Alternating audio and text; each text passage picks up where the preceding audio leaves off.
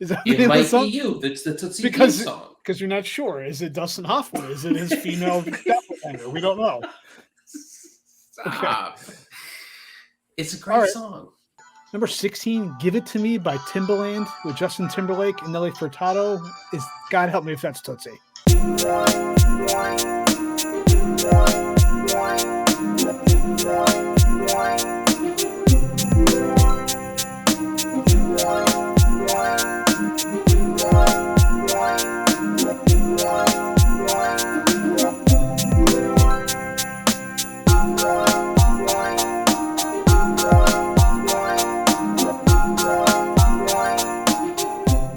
And we are live.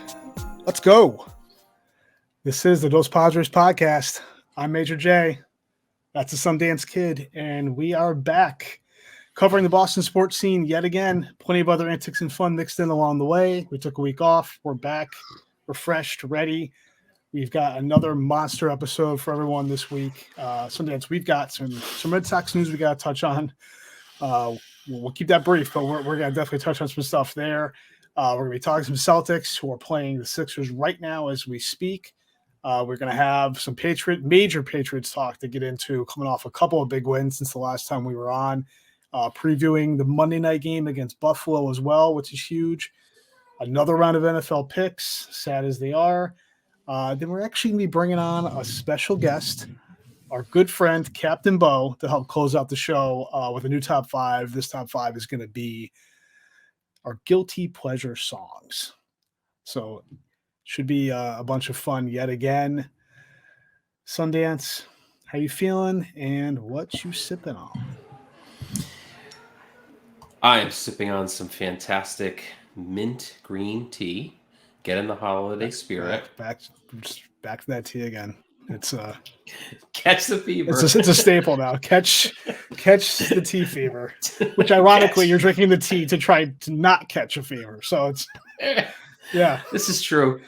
Yeah. So that's what I'm. Has Bigelow contacted you about potentially sponsoring the show? Because Aquafina is clear out the window. So I've not heard from Bigelow yet. I have heard from both Joe Torre and Terry Francona. They recommended Bigelow to us, but I've not heard from Bigelow directly. So all right, we'll have to work on that.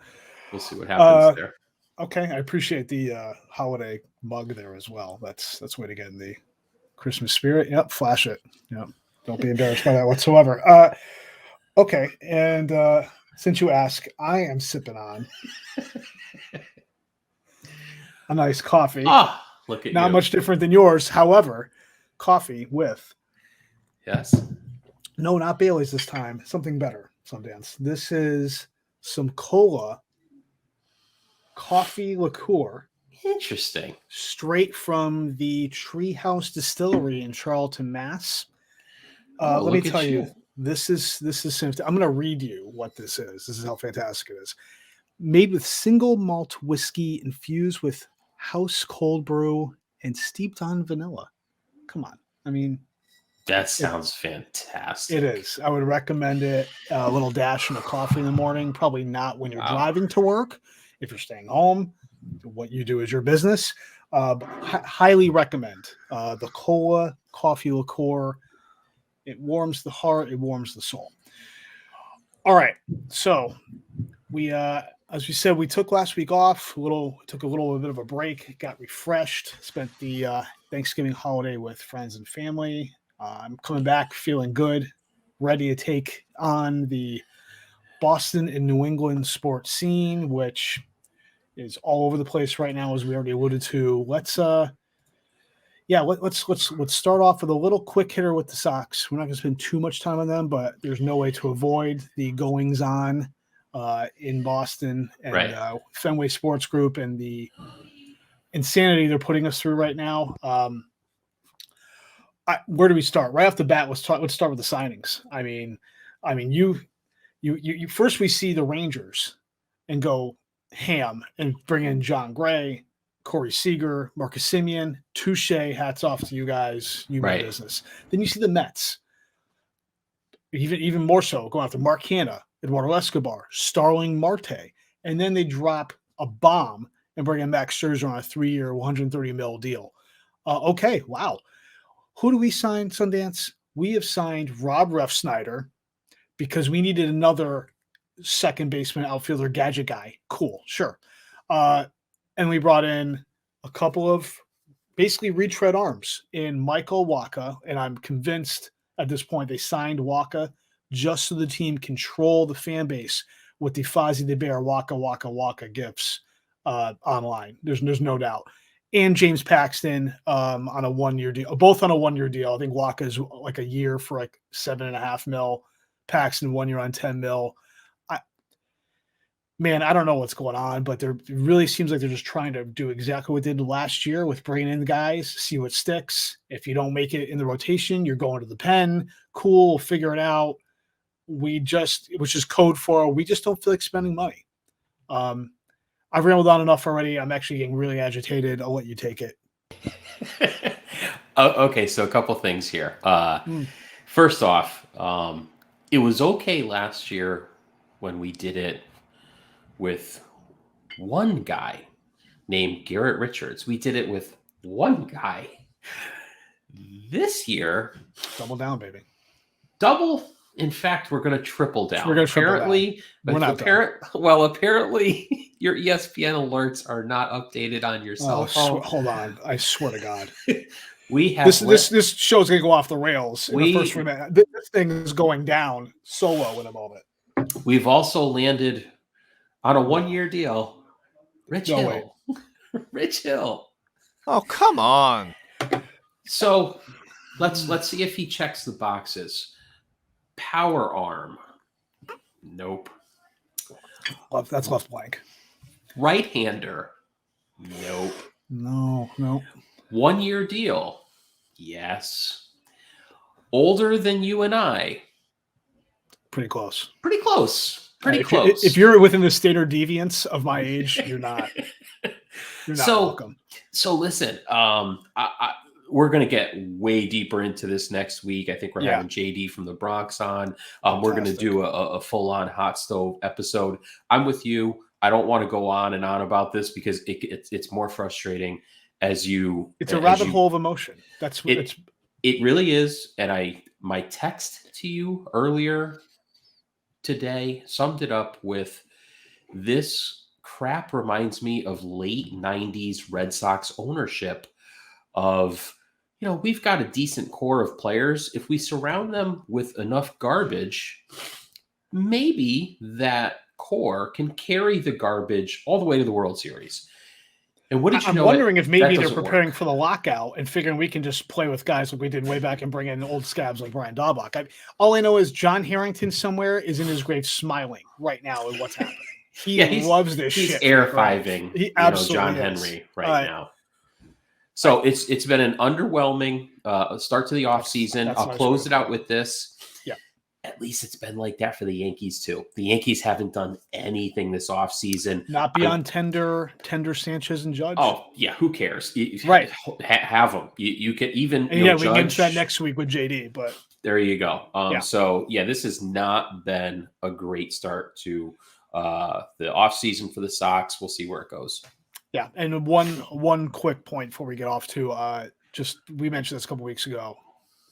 Fenway Sports Group has officially purchased the Penguins. So we've got that too. So again, that backdrop to what's going on in the front office with the team and these signings really is a head scratcher. But anyway, we can get some more of that next week. Let's just move right into some Celtics talk.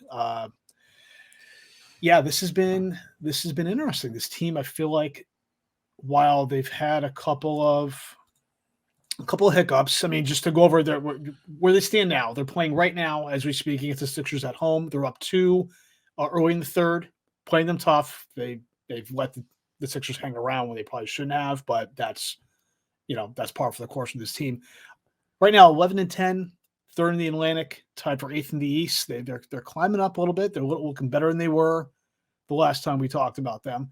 They were coming off a stretch where they won 3 of those 4 games at home. Which were big, just dropping that game to Brooklyn, which was a letdown, but we could deal with that coming off of winning the first 3. That's fine. A little ugly, but fine. A crappier loss subsequently in San Antonio, which was borderline embarrassing. Typical Boston letdown loss. But they turn around, erased it with a nice win at Toronto afterwards on Friday, and we've got them rolling right now. At least playing head to head tightly with Philly, big division game there. I don't know. I mean, I feel like these overall. I feel a little bit better about this team. Jalen's back. I feel like their ancillary players are stepping up. The role guys are finding their niche a little bit. Not your fan favorite Peyton Pritchard necessarily, but it's only because he's just fallen down the depth chart. But I don't know. What do you think? Is there anyone in particular that's standing out to you? What do you think about this team right now? No, this is a really difficult team to figure out. They are a boatload of potential. They are clearly missing a piece. When they played Brooklyn last week, Brooklyn doesn't have Kyrie, and the Celtics just didn't even belong on the same floor as them. The Nets are impressive. They just do not miss. And so when I watch the Celtics play, some thoughts that go through my mind are, A, do they practice shooting at shoot-arounds? Do they practice shooting the basketball? Because the sport is predicated on... Yeah, it requires you to put the ball through the hoop a few times a game. You can't win. You can't... Shutouts generally aren't happening in the NBA.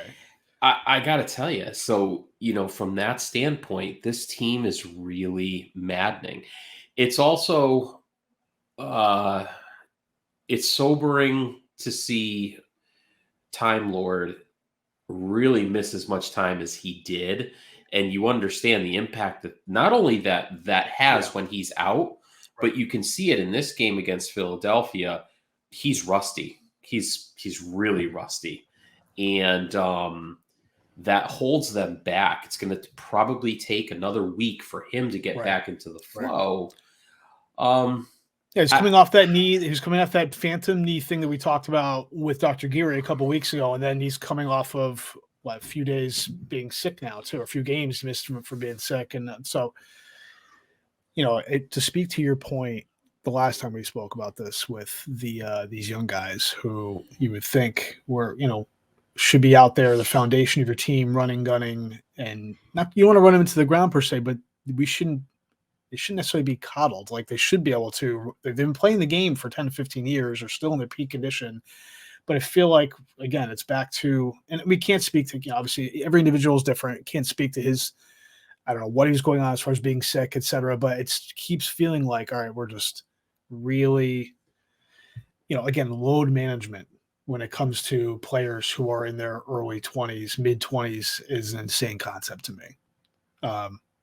And I don't know if this necessarily couldn't agree more. His situation with Time Lord doesn't necessarily fit that to a T, but the general aura of what is happening with, this I've got something, a little something here wrong, a little something here wrong. Well, you're sitting for a week.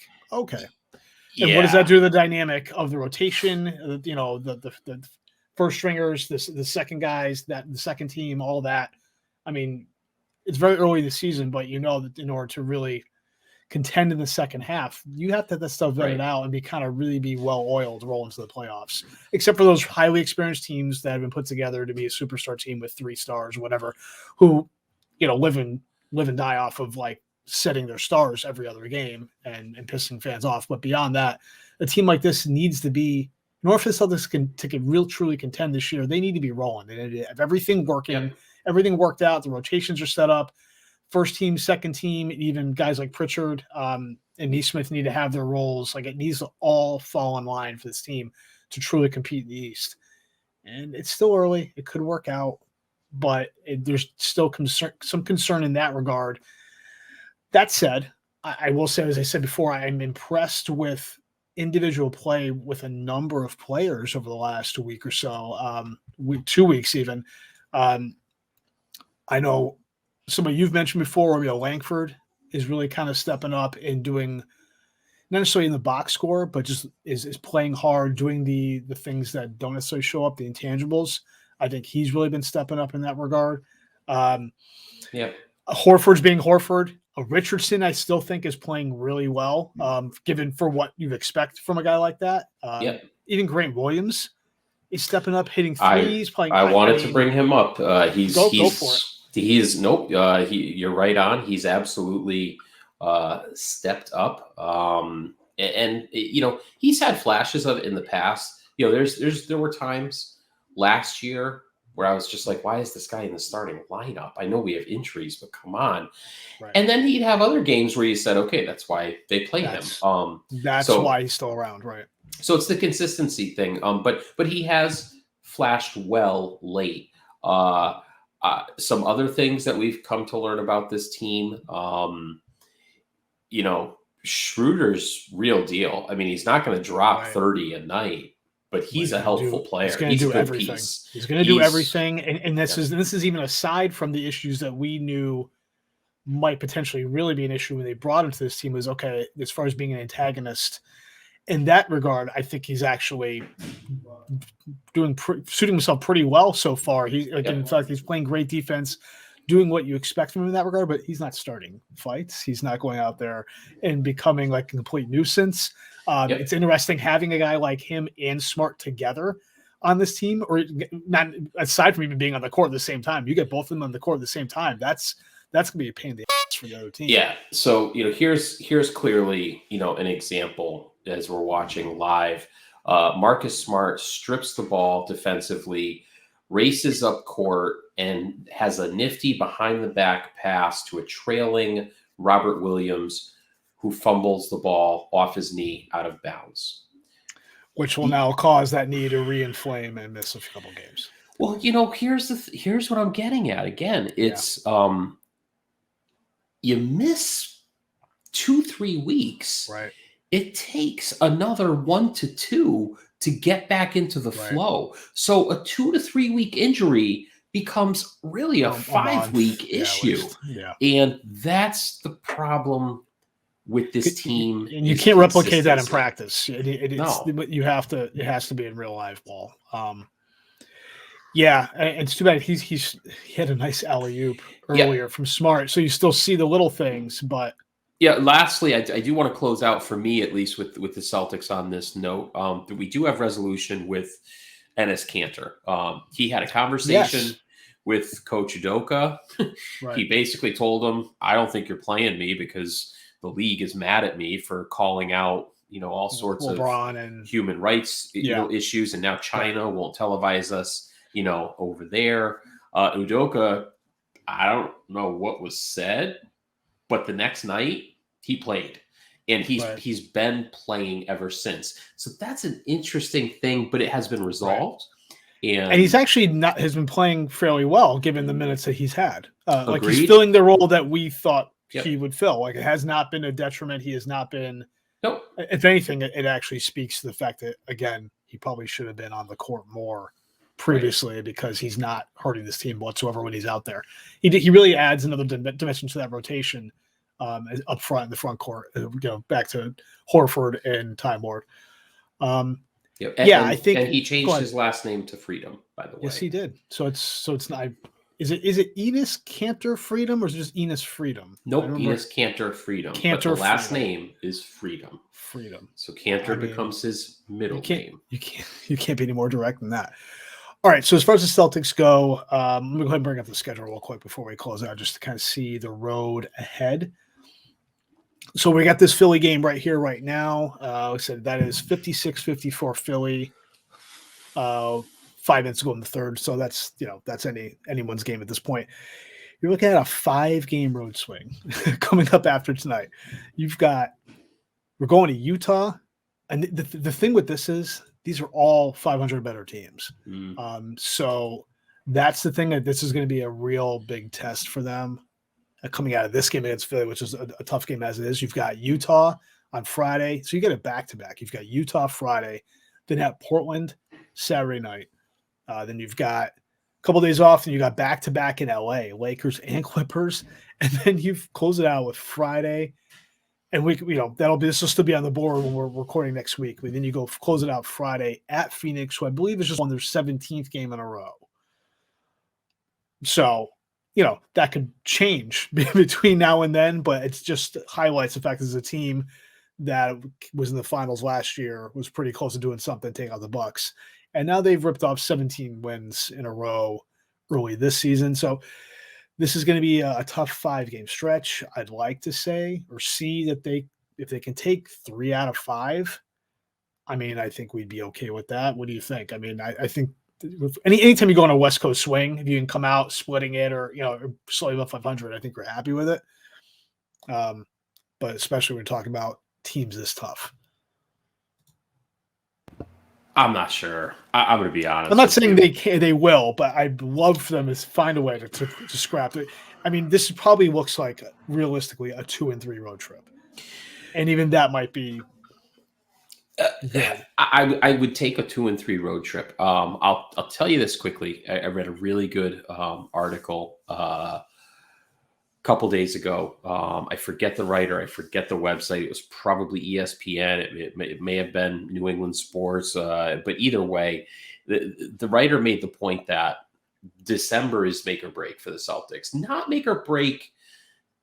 That's too strong. I don't want to misparaphrase. It was really, you're going to learn a lot about the Celtics in December, where they enter the second half of the season come January. They're either going to crap the bed throughout December and finish, I don't know how many games they have in December. What was it? It was something like, 12 or 13. You're looking at, this is 6, 9, 12, 15 games. Right. 15 games. They could easily go 5-10 because you got the road trips. You got really good talent that you're playing against. I'll be honest with you. I think they're going to go 7-8, and I think they're going to be 500. Sure, that's reasonable given what we've seen from this team at this point. Honestly, even beyond that road trip, after they got that ridiculous road trip, you've got Milwaukee at home, you've got Golden State at home, you've got Philly again, you've got the Clippers again, you've got Phoenix on New Year's Eve. This is even beyond the road trip. This is a tough month. So, which I'm sure prompted that article to begin with. I did read that Gordon Hayward's 6-year-old son rather misses Boston, something awful.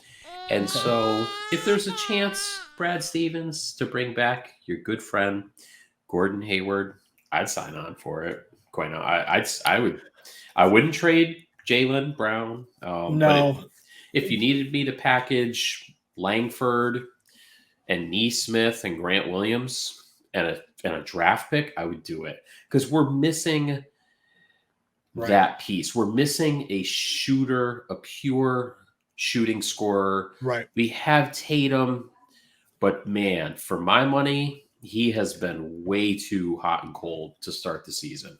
Well, it's funny you should say for your money because I think that would be the only thing that would preclude a deal like that for Hayward specifically because of the deal he signed. I think I don't know what the specifics were, but I remember when that deal was signed, it was like, oh wow, well I can see why he would sign there because he got like 15 or 18 a year.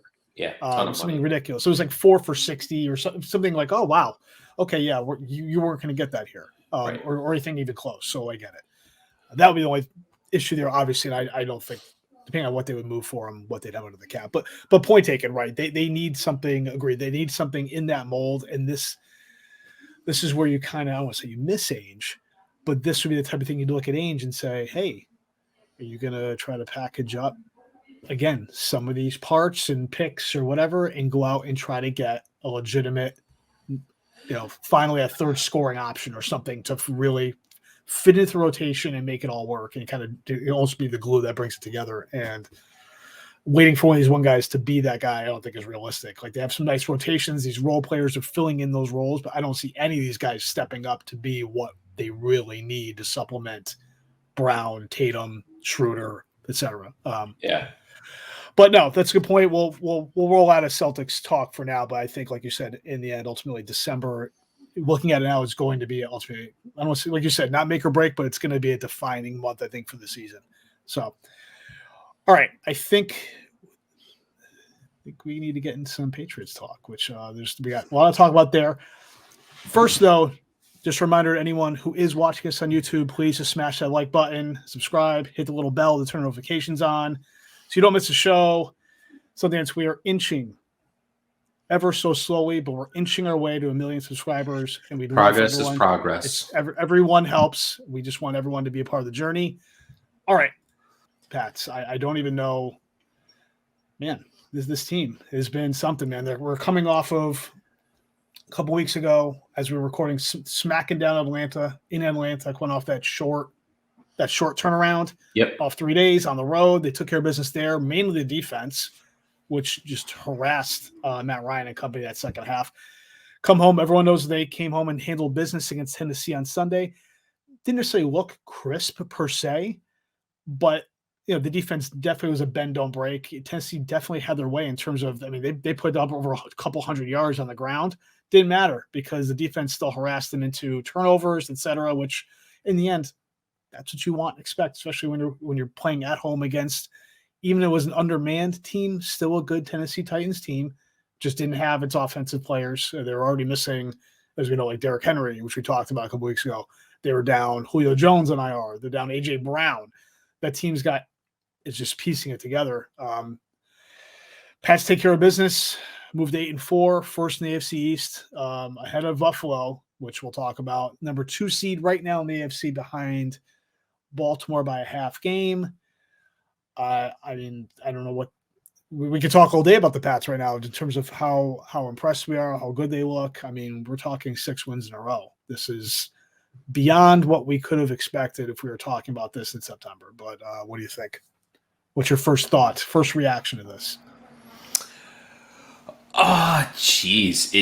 Their defense is top rated for I think they're good borderline reason. elite right now. They've got to be considered elite defense right now. It was perhaps 3 weeks ago, ESPN radio. I thought that I heard, I believe, Ryan Clark. It could also have been, it was Damian Woody. Damian Woody said, guys, right, this is a top 5 defense. And at the time, I thought to myself, it was on Get Up, I believe, in the morning. It could have been, yeah. Yeah, I saw the same thing, yes. And I thought to myself, they're good, but I don't know if they're top 5. It sounded like Homer talk. And I think that's how, honestly, I think when he said that, the rest of the cast took it as Damian Woody, Homer talk. Okay, pal. Wink, wink. Listen, I got to be honest. As I said to a coworker today, who happens to be a Patriots fan, don't you kind of feel like we could beat anybody right now? I'm not saying that the road to the Super Bowl is just paved with gold and roses, but I will say this: rose gold. I would take our chances going to Lambeau on a Sunday night. I would bet on our team going to Phoenix on a Thursday night. I really don't care. I truly believe we have the best defense in the league right now. Right. And they're playing like it. And it helps when you have probably the greatest defensive coaching mind in the history of the league. It probably helps. I'm sure it does. Right. But Matt Judon is playing like an MVP. J.C. Jackson is... about to get paid. He is the classic nose for the ball, but I have to be honest with you, Malcolm Butler had a little bit of that, and J.C. Jackson seems a lot better than Malcolm Butler ever was. Right. Yeah. Kyle Duggar's coming along. He's on the COVID list now. Yeah, that's what I was going to say. That's unfortunately we'll a whole other topic to get into. But my goodness, the defense is just top flight, top notch. Say what you want. They are the best defense in the league right now, and I don't think that they can be beaten so long as they are relatively healthy on both sides of the ball. And I don't mind putting it out there. They're going to lose again before the end of the season. I will say that. I'm just telling you, this game in Buffalo, bad weather, Monday night, away game, Bills Mafia. I don't care. I expect us to win 30-10. Right. I have to be honest with you. I really do. It's bold. It's bold. All right. Yeah, I tend to generally agree with you. I mean, the defense, I mean, we've talked about this. Two guys specifically we've talked about are Kyle Van Noy and Hightower, and they're back. how they were slow. Yes, Van Noy. When you hear their names being called as often as they have been the last few weeks, it's generally a good thing. Not because they're getting beat. Van Noy's finally looking a step. Yep. He's made some stupid penalties, things in that nature. But generally, he's been playing much better. Hightower's been cleaning up. He'll tell you himself he's been cleaning up. He says he's the trash man. I'm a trash man. Well, good job, trash man, because Trash he's man. cleaning up. He's the trash man. And all the other guys are doing what you expect them to do. Lawrence Guy is plugging up the middle. You're seeing players like Christian Barmore, the rookie out of Alabama. He's drawing double teams right now. He's drawing two guys on the line. But when a rookie is drawing two offensive linemen and you got a player like Matt Judon on one side and another player like Kyle Van Noy, who was highly motivated coming into this season, man, you're playing with house money, because this is just a very good defense clicking on all cylinders, and it includes some guys going back to last year, i.e. Kyle Duggar, some guys that were on the team 5 years ago, left and came back. Hi, Jamie Collins. How you doing? This is just unreal play from the defense right now.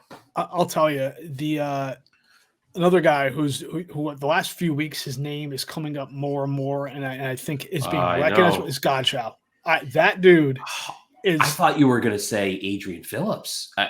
Phillips as well. I mean, that's the thing. Again, that speaks volumes about this defense right now. Is you can pick out, you can put names in a hat, pull it out, and be like, yeah, oh yeah, Adrian Phillips, another guy. You talk about a nose for a ball, like he's been right there, and which brings up the point, like you alluded to earlier. We will be without, likely unconfirmed yet, without Kyle Duggar this weekend for the game against Buffalo, because he was just added to the COVID reserve list today. No word on, I don't even want to get into it, the whole vaccination status situation. We'll leave it like we don't know if he's playing Sunday or not, or Monday or not, rather. If he's vaccinated, he has a shot. If he's not, he doesn't, whatever. But, so when you take him out of that safety mix in the back, it puts more emphasis on guys stepping up. A guy like Adrian Phillips, and the way he's been playing, and the way the rest of his defense has been playing, you have to think, while you want all of your guys healthy and ready to play a game like Buffalo, or a team like Buffalo in Buffalo, the way this team has been playing, you'd like to think you take one guy out, the house of cards is not going to fall apart. Like they've been able to supplement, backfill, and keep it churning. So, as much as we'd love to have Duggar, who's really been stepping up and playing really well, I mean, will they be okay without him? They very well could. They will. Yeah, I mean, the offensive line has gotten healthy. They've gelled. That's where that was a concern early. That's now not a concern. Trent Brown's back. Things are, while it's not perfect, it's 90 to 95%. It's not a major concern anymore. You've got Harris and Stevenson, who are basically forming a top 5 running back tandem right now, because they've allowed this team to really find its true offensive identity with Mac, in terms of just power running the ball, being opportunistic with passing, not needing Mac to win you games, but making the throws he needs to make, which we talked about previously as well. Still happening. Kendrick Bourne, is he becoming a high-end receiver? No, but he's becoming a go-to guy, I should say, even just a weapon in this offense. He's almost, if anyone's familiar, you've seen Deebo Samuel for San Francisco, who's basically become a do-it-all player for that team. Kendrick Bourne has kind of become like Deebo light in this offense, in terms of being able to take some handoffs and go. He's made some big plays downfield. He's not a big dude. He's not a big dude at all, and he's still high-pointing balls and being out double coverages for touchdowns. So again, you want to put another feather in the cap of free agent signing Bill in the offseason. Ironically, they took Bourne from San Francisco, but yeah, listen, the offense, it doesn't match the defense by any means. I think offensively they're somewhere around 10th in the league, in overall offense, right. Which is good enough to win. If your defense is top 3 in the league and your offense is top 10, you got a chance to go deep into the playoffs. And to your point, it's a lighter version of the defense, but it's the same thing. You just go up and down the roster, and guys are playing pretty well to exceptionally well. Right. Look at Jonnu Smith, who shot out of the gate first couple games really well, and then just went MIA for about 7 weeks. Yeah, right. And now he's back because McDaniels is, kind of figuring out, okay, let me, run some sweeps with him. Let me, run some wheel routes with the running back. Oh, no, it's actually a toss on the backside to Jonnu Smith. My point is he's taking advantage of his strengths, which is his speed. For a big tight end, Jonnu Smith has pretty good speed. You're also seeing guys like, Jacoby Myers just does not get the recognition that he deserves. Right. I mean, I'll tell you what, if there's one guy they can't lose on offense, it's Jacoby Myers. Jacoby Myers comes up on third down pretty often. He's essentially the trash man on offense. I mean, he really is. He doesn't get a lot of pub, doesn't score a lot of touchdowns. But when they have a 3rd and 12 and it's a key point in the game, there it is. Jacoby Myers comes up with the catch. So, he deserves a ton of credit. Love what Bourne's doing. You got to love what Bourne's doing. The running game has, slowed down a tick. I don't love that, but they've also played some really good, strong run defenses, which I think has impacted them in that way. I expect them to continue to rely on the run game as the season progresses. Yeah, no, I agree. I mean, as far as we said, we've got a big game Monday night against Buffalo. Then they're going to roll into a bye. So this game is going to be great. Buffalo's hit the skids a little bit. They're not that world beater that we thought they were earlier in the season. Nonetheless, they're still a tough team. I think this could still be. Agree with you. The Pats can definitely go in and win that game. I'm just not taking it lightly per se. Because I think Buffalo still, Josh Allen, Steph Diggs, I mean, they don't have much of a run game, but they've got receivers. They're at home, they can be tough. It could still be a really tough game. I think it's going to be a test for that defense, potentially. Yeah, listen, I know that I said I'm expecting 30-10. I'll dial that back 28-10. I mean, look at. All right, get that safety out of there. You got it. Okay. Has Belichick relatively done a good job with these sneaky good running quarterbacks over the years? Right. He typically has. Josh Allen's not Lamar Jackson, but we know Josh Allen uses his legs when he needs to, with the exception of facing Joe Flacco, who took it to us a couple times. Right. I expect the defense to keep Josh Allen under wraps. Diggs does not, Diggs, Beasley, meh, okay. Their defense is hurting. Is it Tre'Davious White?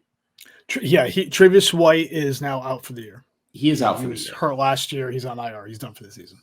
That hurts them. Big time. That's their top corner. It's one of the top corners in the league. Right. So I gotta think.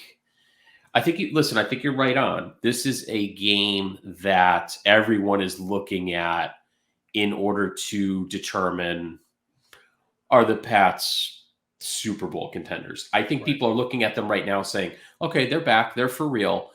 But I think they're looking at them and saying, rookie quarterback, maybe they suffer an injury or two on defense and they fall back to the pack. I don't believe that. I think that they are for real. I think they'll prove it in Buffalo on Monday night. All right. Well, we will see. All right. I think that pretty much puts a pin in our Patriots talk for the week. We will see how this team comes out. We've got the bye. Then I believe they go on and play after the bye at Indianapolis, then come home again against Buffalo. So interesting stretch, especially with Indy generally playing pretty well, other than the fact that they dropped that game at home late to Tampa and Tom Brady. But all right, that concludes that. Let's roll real quick. We're gonna do we brought back our fantasy 5 for this week, Sundance. So we're gonna roll with that. I know if there's somebody who's excited about a fantasy 5, it is the Sundance Kid. It doesn't matter that when I start playing fantasy football, it's going to be even better. Absolutely, because you can go back to all these shows and rewatch them. Granted, it's going to be old information, and if that's the case, I prefer you play in a league with me so you can use the old information so I can use the new information, and you'll still be terrible. But that's okay. That's information fine. Nonetheless. Yes. All right. So that said, a little lead in for this segment this week.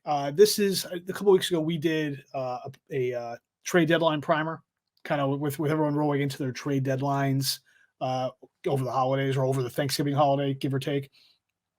This week, it's more about kind of getting prepped a little bit for the playoffs. Most leagues with the extended schedule this year with the extra game, playoffs are generally around week 15. So we're a couple weeks away, but some teams are going to be starting to get ready if they look like they're in good shape. So this is aimed a little more towards that. I will say, this is just a fantasy PSA from Major J. If you're out of it and not looking like you're going to be in the playoffs, I beg you just to stay diligent, find something to play for, even if it's just playing spoiler so you can stick it to your buddies in the league, whatever. If you want to avoid the toilet bowl, if your league has that, if you have a punishment for the biggest loser, like we do in the Not Your Daddy's Fantasy Football League, anything like that, find a reason to go out and still try. Please don't tank. That's the worst thing you could do. It ruins the integrity of the league. Most players who play understand this, but I've been in leagues and seen leagues where people just granted, we're all busy, things going on, and when you're not in it, you may lose interest, etc. Make sure you're fielding a full lineup. Don't make it easy on other teams. We're going to go into this. I want to say I'm also not going to be covering obvious ads or players from this past week. As far as like a Jamal Williams, because DeAndre Swift has a shoulder injury. Jamal Williams was an obvious ad through waivers this week. I'm not going to cover that. Dalvin Cook is hurt for a few weeks minimum. I'm not going to cover Alexander Madison. I've actually covered guys like him previously when I talked about covering your studs with handcuffs, getting ready for the playoff run.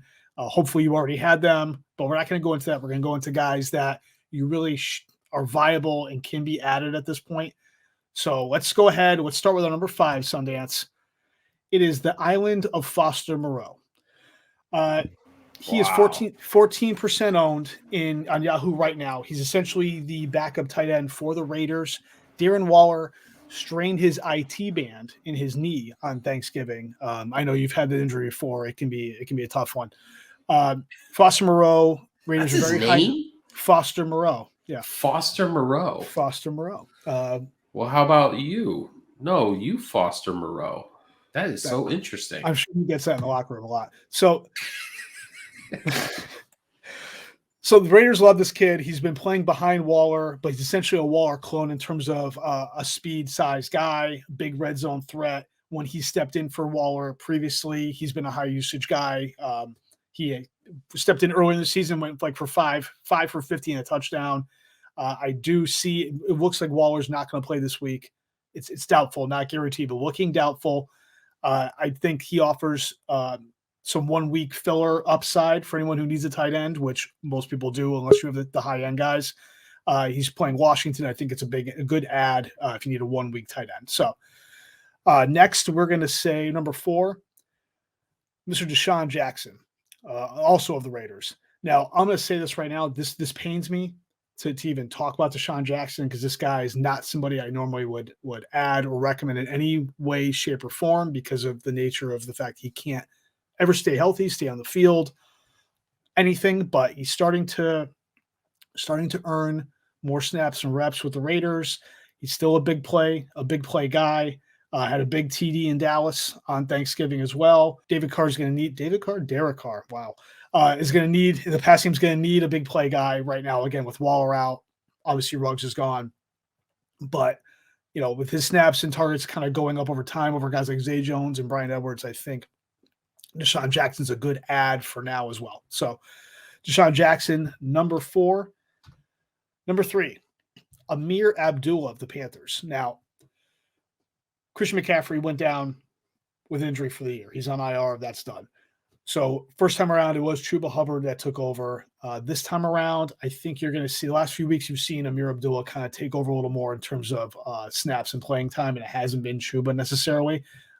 He actually has more running more routes and has more targets than Chuba Hubbard does the last few weeks. This is mainly a point per reception league, PPR league only ad. If you're doing full PPR, Amir Abdullah is a guy to look at. Now the Panthers do have the week off next week. They're on bye. So this is also more of an ad for somebody who can get by at running back. Not necessarily need a win this week, but is again looking pretty good for the playoffs.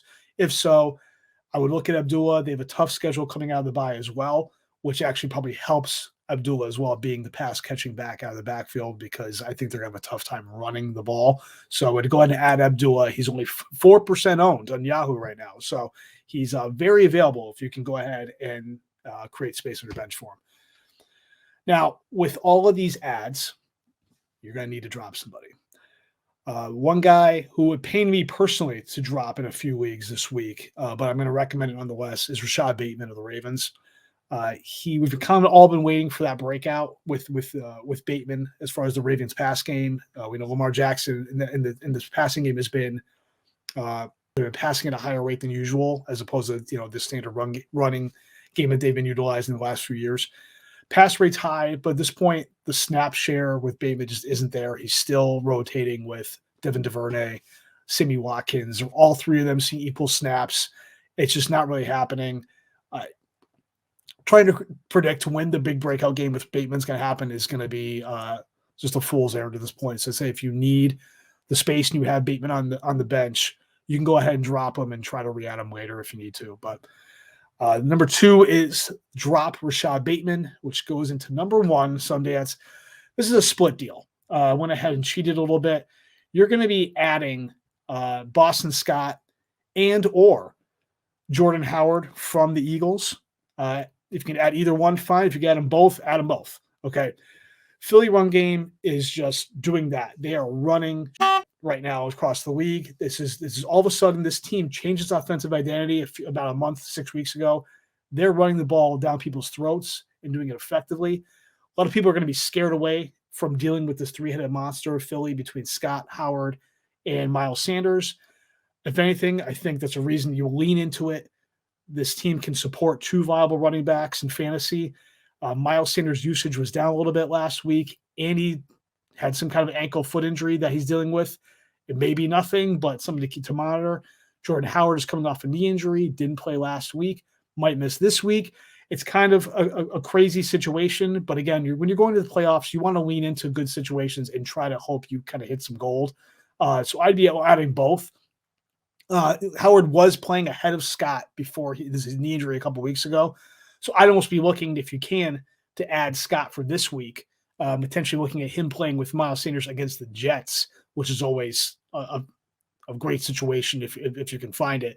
And then they've got a bye week 14, then they come back. By then, Howard should be good to go. Howard could actually be the better ad long-term going to the playoffs. So that said, I'd say go ahead, add them both. You could have Scott for this week potentially, or if Howard's back, and have Howard long-term. I want to get a piece of this backfield. Again, people want to shy away from it because they're scared of, how's it going to shake out? Who do I use, etc. Get as many pieces as you can. Sometimes that situation will dictate itself for you, and then you'll have an RB2 or a flex heading into the last few weeks of the season, which everyone could use. So, Nate, you got all that? I did. Notebook? Okay. Listen, I'm going to go quick with my Fantasy 5. If you have the opportunity to add Barry Sanders, add him. If you can trade for Randy Moss, trade for him. If Boomer Esiason is still on the board, let him go. He's not that good. Mike Vick is an absolute steal. And lastly, if you can get your hands on Jackrabbit Jones, it's an awesome name. Trade for Jackrabbit Jones. That's What my position does fantasy he play, five. Sundance? What position I is think he? he's a defensive back. Well, it's And funny you should say those- that because we actually utilize defensive players in the Not Your Daddy's Fantasy Football League. See? So, yeah. See? So, You think I'm not paying Jack Rabbit attention? Jones. Thank you. Noted. Appreciate the contribution there. All right.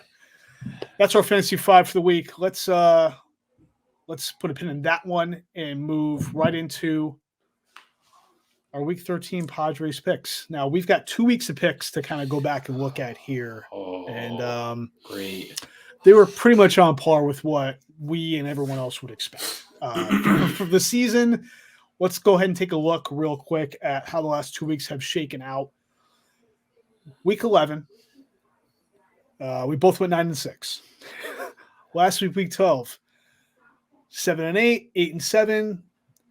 That brings our season records to I'm dead even 588. I'm sorry, 81, 81-1. You were at a 512 clip, 83, 79-1. And so that puts you a 2-game lead on our season competition here. Hence the kissy face back again. Yeah. So that's cool. That's cool. Be over 500. That's all you got to do. Which is what you are. And I did take your request into consideration, and I'm wiping the tie from the win percentage and just going strictly win-loss. Thank you. I figured you would appreciate that. So we're going to go ahead and bring up the DK Sportsbook. And we're going to get to our picks for the week right now. We're going to do quick hitters. We're going to try and knock this thing out because we have a big segment coming up, and I think we're anxious and cannot wait to get to it. So let's start right off. Thursday Night Football tomorrow. Normally we're recording during this game, but we are a night ahead, and we can look at it here. Thursday Night Football, Dallas going to New Orleans. Dallas is giving the 4.5. I'm going to let you lead off here. Okay, so I'm absolutely taking Dallas. I learned this week that Taysom Hill is playing with a partially torn plantar fasciitis. That, I am told, is more painful than a fully torn plantar fasciitis. This equates to a Dallas Cowboys victory big time. Also, I'm not certain they'll have their head coach that is the Dallas Cowboys. That is the infamous Mike McCarthy. I'm taking Dallas. All right. Those are all great reasons. Right after that, I'm going to look at this on the road. Yeah, Dallas is getting healthier, despite healthier in the sense that they're getting their players back and they're losing their head coach, who I think is a double win at this point. Taysom Hill going to be starting at quarterback despite a partially torn plantar fasciitis. I'm taking Dallas as well. There's no reason not to. They're going to be healthy on offense. Even though Zeke is banged up, it doesn't matter. Tony Pollard makes up for that. They're going to have all three receivers rolling. New Orleans looked terrible last week. They can't move the ball. I think they had 3 first downs in the entire game. My God, New Orleans, don't take them the rest of the year. Granted, I think Hill is going to add a different dimension and probably will have this team play. I would like to think having this team playing better than Trevor Siemian has, but I don't think it's going to matter in this case. I think Dallas, despite being on the road on a short week, I think there's no reason not to take them here. I think this is a touchdown win minimum. So looks like we're both on Dallas there. So, all right, that's going to take us to the 1:00 slate on Sunday. First game is Indianapolis going to Houston. Indy giving 8.5. They're coming off of. Go ahead. A lot of points. No, go ahead. No, yeah. Over under 45.5. Indy coming off of a tough loss at home with Tampa last week. Yeah, I'm taking Indy given the points. At this point, I believe I took Houston last week or the week before. That was instant regret. I couldn't find enough sad face emojis on my phone to encompass what I was feeling for making that stupid of a pick. And I'm paying for it now in the standings. So I'm taking Indy minus 8.5. Listen, every week there's at least a couple games. There's at least 2 that don't make any sense. And this is going to be one of them. I'm going to take Houston with the points. And I know right now you're secretly smiling inside because you're thinking that's an easy win for you. I'm not smiling inside. I'm smiling on my face. I'm letting you see it. I'm not hiding that. Thank you. I'm sending you an extra Christmas card. So you can have that. I'm going to take Houston. This is going to be my upset call of the week. Oh, Lord. Thank you. That's very generous of you. Although all right. All right. Next game in the 1 o'clock window. Tampa going to Atlanta. Tampa Tom giving 11 Sundance. Once you lead off on this. That's a lot of points. 50.5 over under. Yeah. So pray tell Goody Proctor. It only took 55 minutes to get that in. We're rusty. Folks. Oh, you wait. The Christmas Carol references are coming. You know I'm a big Christmas Carol fan. You are. So listen, is our friend Cordero playing for Atlanta? He is. He was back last week. I am going to take Let's Atlanta. not talk about Cordero Patterson because our guest coming on in a little bit was going to have plenty to say about Cordero Patterson, and I want to hear none of it. I'm taking Hotlanta, not for the win, but with the points. Yeah. You're rethinking it right now. I can tell you are. I'm not rethinking it. I'm thinking it. There's no rethink. It's still the initial think. But Atlanta's not good, and they're not playing well. And though they did have a nice win, and when I say nice, it's air quotes nice win over dumpster fire Urban Meyer last week in Jacksonville. Cue that graphic. But this team generally is outclassed. It just doesn't look good. A win over a team like Jacksonville doesn't move the needle much for me. I'm taking Tampa, giving the points. All right. No retort. So next game is going to be Arizona going to Chicago. Arizona is giving 7.5 Sundance. I'll start with this one. Yeah, This is going to become a recurring theme, I think, on this slate, which is going to come back to bite me in the ass. But I'm taking Arizona, given the points. Like Chicago, just they don't look good. Granted, they went in, had if you want to call it a nice win over Detroit on Thanksgiving Day, you can call it a nice win. But they didn't look good necessarily in that game. Dalton played okay. It just when you can barely beat Detroit in Detroit on Thanksgiving, I'm not impressed. I still don't think their defense is decent. Arizona's coming off a bye. They're getting Kyler back. They're getting healthier. Hopkins is back. They're going to come out in a roll. Give me Arizona. Okay, so Kyler's going to come back. He's probably going to be rusty. That's your take? Sure, yeah. Chicago's coming off a big win for them. That's right. It's not a nice win. It was a big win. It was a big win. I'm going with Arizona. There it is. All right. Try to trick me again. Minnesota going to Detroit. Minnesota giving 7. Sundance. What do you got? Another tough game. Minnesota's not that good, but then they show up when you just least expect it. Right. Detroit finds ways to lose games. They do. I'll take Minnesota. Okay. I'm taking Minnesota as well. And I think that the difference maker for me is DeAndre Swift being out for potentially a couple of weeks. Jamal Williams is a nice fill-in backup. They signed him for a reason. He's a good player. I like him. They don't have anyone dynamic like DeAndre Swift, and he's clearly their best player other than maybe TJ Hawkinson. In the end, I don't bet on Jared Goff. They've got a weird rotation of receivers right now. Josh Reynolds is stepping up a little bit. He's got that connection with Goff going back to when they're both in LA with the Rams. This could end up being a game that I regret. I could see Detroit covering this, but at this point, same with as with Houston. I think I'm done trying to advocate for Detroit getting a win this year. So I'm going to take Minnesota. Cousins is playing well despite, he's playing well when he's lining up behind the center and not behind his right guard. So I'll take Minnesota minus the 7. We are not in Detroit's last 4 games yet, in which I told you they will reel off 4 wins to end the season. So I think there's only 3 actually.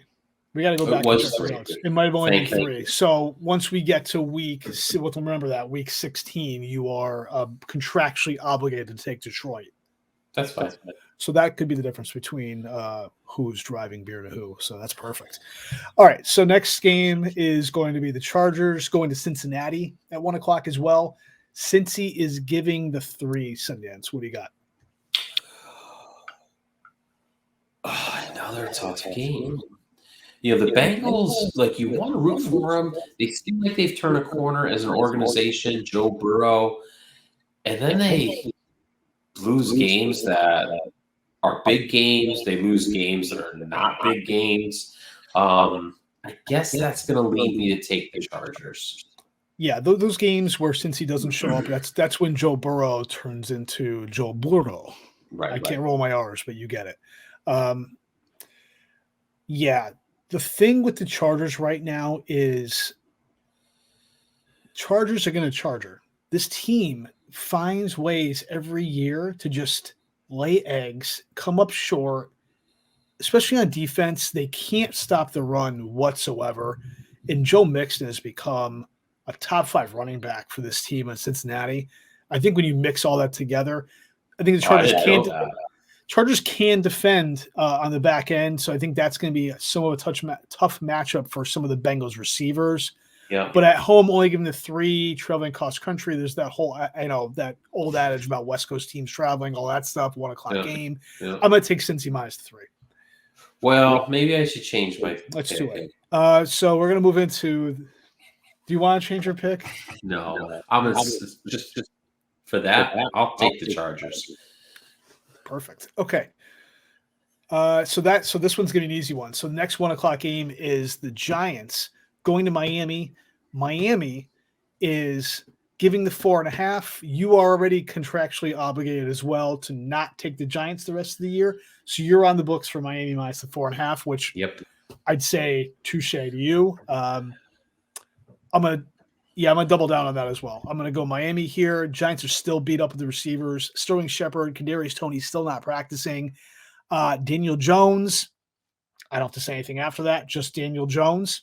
That's enough right there. I'm good. This team is just he's terrible. This team is turning into a dumpster fire. Dave Gettleman is out. He's one of the worst GMs in the NFL. Thank God that's done. That said, this organization is still run very poorly. I'm taking Miami. Yep. So last game in the 1 o'clock window, we've got Philly going to the Jets. Philly giving 7. Interesting, because Philly is coming off of, ironically, coming off of a ridiculous loss on the road to said Giants. Still giving the 7 at the Jets, which really speaks more about the Jets than anything else. Hurts is not confirmed to be starting with an ankle injury, but looking like he will end up playing. The Jets are so bad defensively right now. I think the Eagles, as we spoke about earlier, the Fantasy 5, can run the ball down almost anyone's throat right now. I think they're absolutely going to do that with the Jets, even if it's Gardner Minshew behind center. I'm taking Philly, giving the 7. Yeah, everything you just said. I'll take Philly as well. The Jets are just horrendous. I think I'm done trying to, and granted, I would think by now going into week 13, I'm done trying to find reasons for some of these bad teams to cover and win a game. Right. At this point, these teams are what they are, and I'm not going to waste too much time overthinking with some of these guys. Granted, we're talking covers, etc. Home teams, fine, whatever. But the Jets are the Jets. I'll go down with betting against them, and that's fine. I feel totally comfortable with that. All right, so next we're going to move into the 4 o'clock window. The first game is Washington football team taking on the Raiders in Las Vegas. Vegas giving 2.5. What do you got here? Washington football team. I think Ron Rivera's got them in the right spot. I'm a little bit leery. They're traveling across the country. But Ron Rivera teams are typically pretty tough. And I think they like playing for him. I'm going to take Washington. Yeah. I'm hesitant on this one. I am you should going take the Raiders. I agree with everything you said about Washington. This team has actually been playing much better the last month, as evidenced by that win against Tampa a couple weeks ago. On the road, I'm going to take the Raiders, give them 2 for no good reason. I have nothing to back that up. Hey, don't do it because I told you to. I just want to get the win when the Raiders lose. So if you, when you put it that way, I don't have to do what you told me. If you buy into everything I said about Washington, you should take the Washington football team. I don't think the Raiders are cooked, though. I agree. That's a good point. They played well against Dallas. I agree. I was impressed by what I saw against Dallas on Thanksgiving. No, I'm taking the Raiders with some mild confidence. Vegas! So that takes us to 4:25 game. Jacksonville. God, they always creep around. Jacksonville going to the Rams, a somewhat disappointing Rams team of late. Yeah. Rams giving 12.5. I'm not hesitating with this one. Again, Urban Meyer dumpster fire, traveling band, catch them where you can. Yeah, give me the Rams minus 30. I don't care. I don't care. This is if there's a game the Rams are going to get right on, this is it. Give me the 12. Give the 12.5. Give me the Rams. Yep. No reason for me to deviate from that line of thinking. I'll take the Rams as well. I mean, don't let me influence you. If you were thinking about Jacksonville, don't let me. Not this year. Okay. Next year. Good on you, Goody Proctor. Baltimore going to Pittsburgh. Baltimore giving 4. Sundance. What do you got here? Pittsburgh, I know, big favorite of yours. Yeah. Not that tough of a game. Baltimore is creeping right back up to a solid level of play, and the Steelers are slipping. I'll take Baltimore. I will say I was impressed, as impressed as you can be, with the team actually being able to hold off and win a game despite their quarterback throwing 4 interceptions. 4 interceptions worth -3 points for a total of -12 points in your matchup. But I digress. Despite that, Pittsburgh, had me thinking maybe they had something cooking with that game against the Chargers a couple weeks ago, but they're just screw this team, screw Ben. I'll take Baltimore. Despite the fact the divisional game at home for the Pittsburgh getting 4 points, I should know better and take Pittsburgh, but I'm not going to. Baltimore -4. San Francisco going to Seattle. Another dumpster fire in the making. San Francisco giving 3.5 in Seattle. This one, you keep waiting for Russ to get right, this offense to get right. I don't know what the hell is going on with this team. You'd love to think some corrections will be made, but especially the team being 3-8, Pete Carroll, I don't think it's in his DNA to make adjustments. The guy stands steadfast with what he does, doesn't like deviating, and if you don't like it, he'll find somebody else who will come in court and go along those lines. I'm taking – oh, man.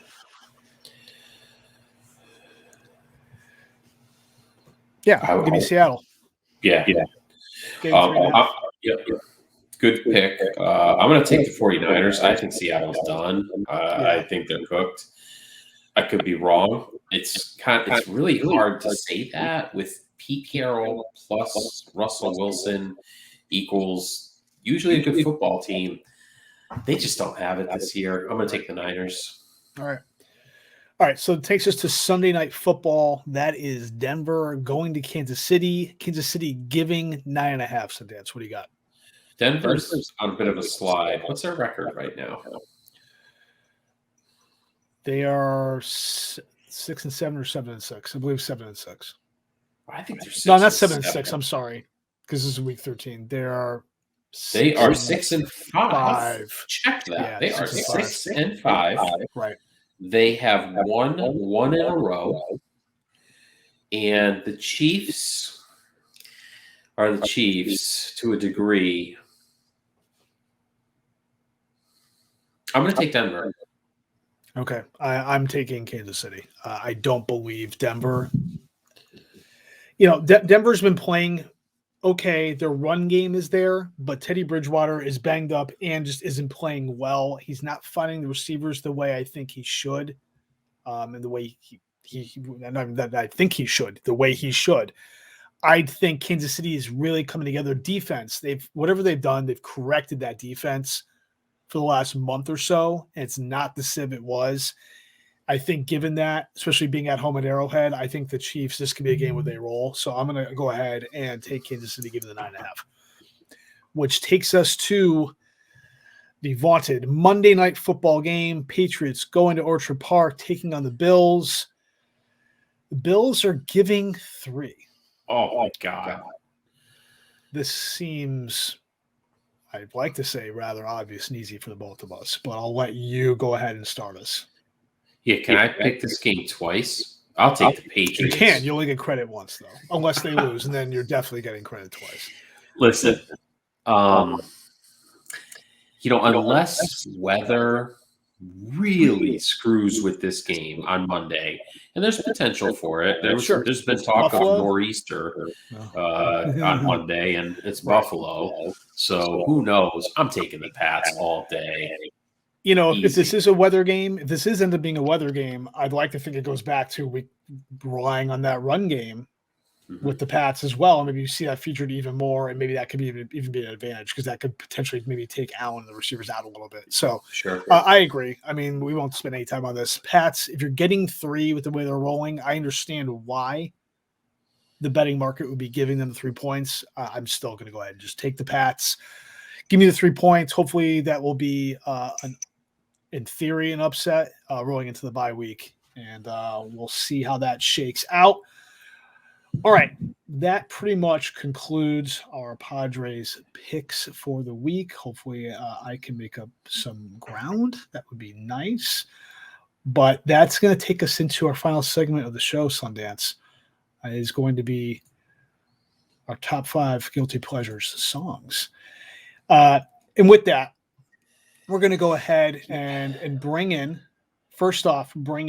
a friend and fan of the show, as well as a lifelong friend of ours, IRL, Captain Bo. So we're going to go ahead and bring Captain Bo in right now. There he is. Hey, Captain Bo, how you doing? It's good. I'm good. It is good. It's good to have you. Thanks for having me. Can we get right into it and talk about Cordero Patterson, or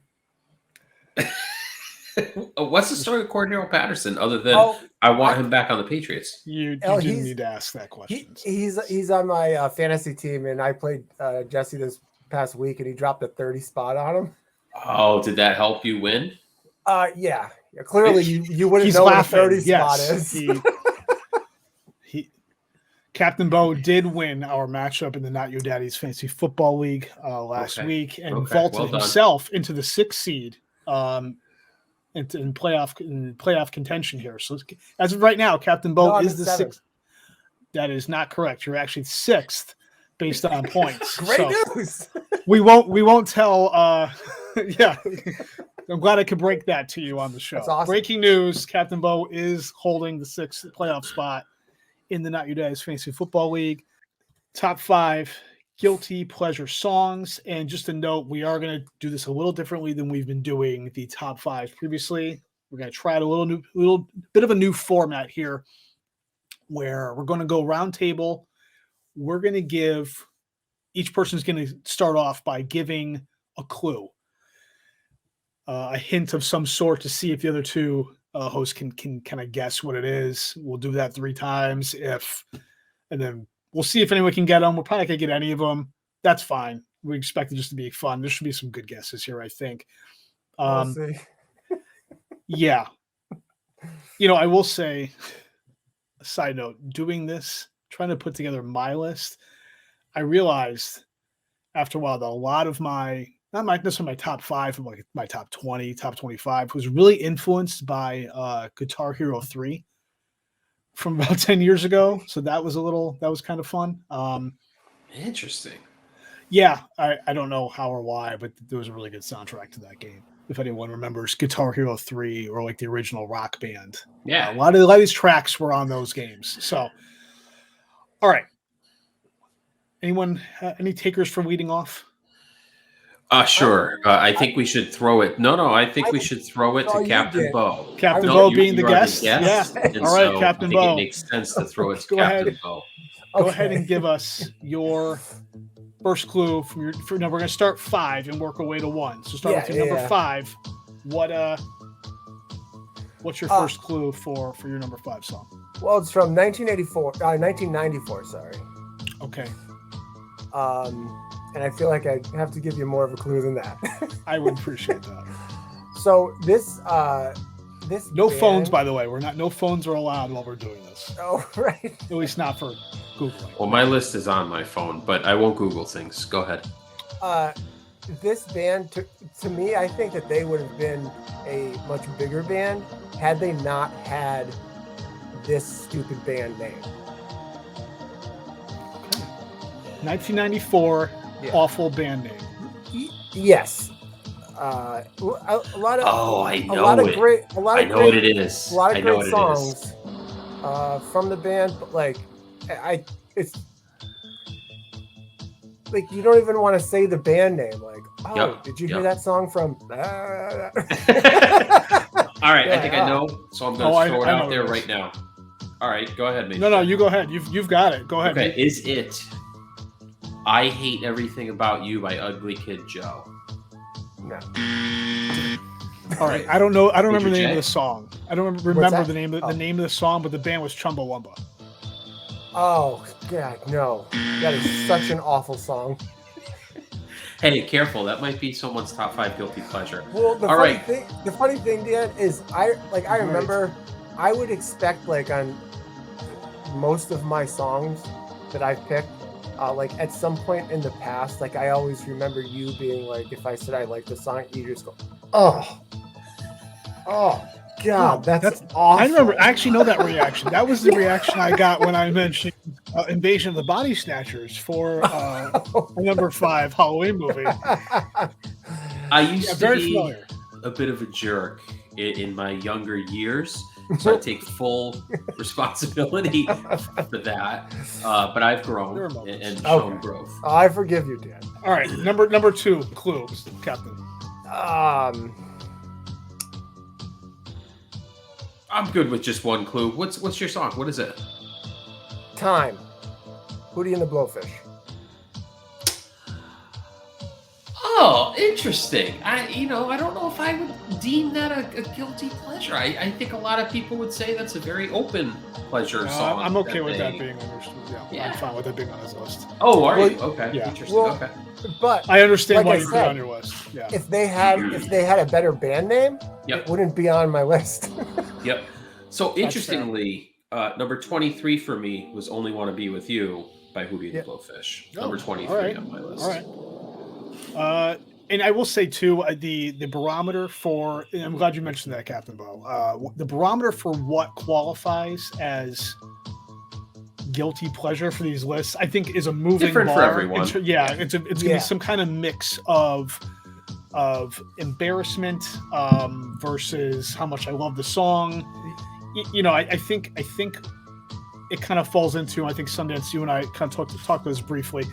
It's a type of song, give or take. It's basically the type of song that the masses generally might regard as being cheesy or what have you, but you personally love it. You're going to play it loud, play it proud, stay in the car.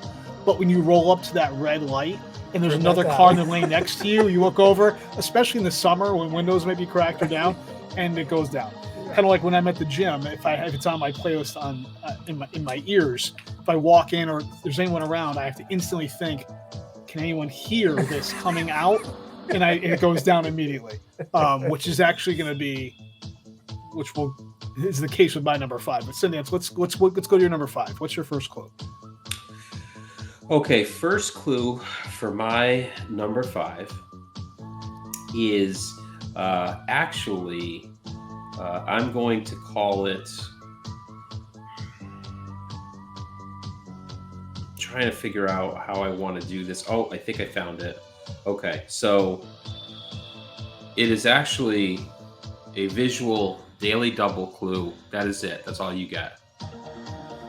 Did you see it, or you want to see it one more time? Isn't that the Pat Mahomes lookalike? So that's my second clue. He's a Pat Mahomes lookalike. So we are the world. Is that the same clue? It could be. We are the I'll world. give you the clue again. There it is. That's no. right. It's Rhythm of the Night by DeBarge. Okay. When you hear Rhythm of the Night by DeBarge, Good. I I didn't even get to guess. that... Sorry, I can't contain it. You can see my enthusiasm. Now you when want to talk hear- about loud and proud. I mean, that's it. If you want to get, I mean, what we're putting out into the universe. I don't know about you guys. For me personally, there's a couple of these that, if anyone is watching or listening, I'm afraid of what the reaction is going to be in the comments. I'm going to put that out there. I'm going to invite anyone who is enjoying this show. Please give us your reactions anywhere, whether you hit us in the show notes, comments, hit us on Instagram somewhere. Please let us know because I'd be curious. Even if you're gonna absolutely lambaste us, I assume that with some of mine. Bring it on. I really don't care, but when you hear those Caribbean drums start to tingle, tingle, tingle, tangle, and I mean, you just immediately turn it up. Windows down, volume up, and you get ready to just. This definitely is one that you enjoy alone. Dance. Because I wouldn't have guessed this in a million years for you. So kudos to you. Loud and proud. I really do wish we were not going to be hit with copyright issues so we could play some of these for everybody. All right, so that's going to take me to my number 5. I'd like to get to my clues. I want to, yeah. So this one I'm going to tell you right now. We're talking guilty pleasure. This is guilty in all caps. Guilty. Okay. This one is in the top 5 because it's that embarrassing and that bad, and I also don't really care, but I'm letting you know now. First clue is it is from a girl band. It was released in 2008. Okay. That's the clue? I will say it's a girl band who I believe, I'll expand on that. It is a girl band that I do believe is not even together anymore and hasn't been for quite a while. Destiny's Child. We're guessing this. Well, no. They had, I believe, three albums in the mid to late 2000s, in the aughts, if you will. But girl band, I will say they were not. I'll even go further. They were not a household name, not off the beaten path. Like you probably know them, but they were not high end famous either. They were just one of those girl bands that may have been put together through a show. They'd have like 3 albums, and I believe they've been done for quite a while. TLC Scrubs. Oh, that was way longer ago. Yeah. What? Okay. All Captain right. Bo, That's fine. 2008. Captain Bo. If you've got nothing, that's fine. We'll blast right into another clue. I've got nothing. All right. Second clue. Abel and blank. Willing. Blank. I have Nothing. All right. Nothing. Captain Bo. I got nothing. All right. Final clue. How are you going to fix it? Dear Liza? Is there a hole in your bucket? Captain Bo. No. Sundance. Nothing. complete blank. I don't even know what genre you're in. All right. It's pop. It is actually a song called Damaged by Danity Kane. Oh, my goodness.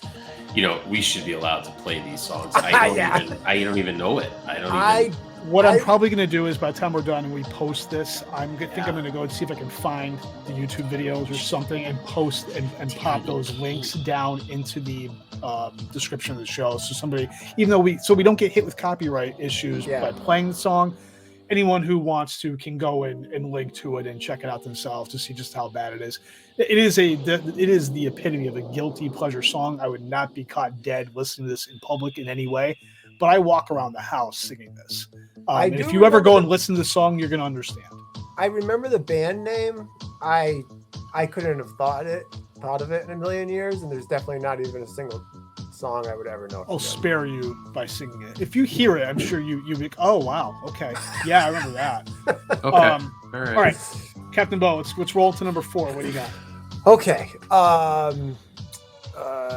The band. Okay, it's from 1993. The band name is kind of the opposite of outgoing, but not spelled that way.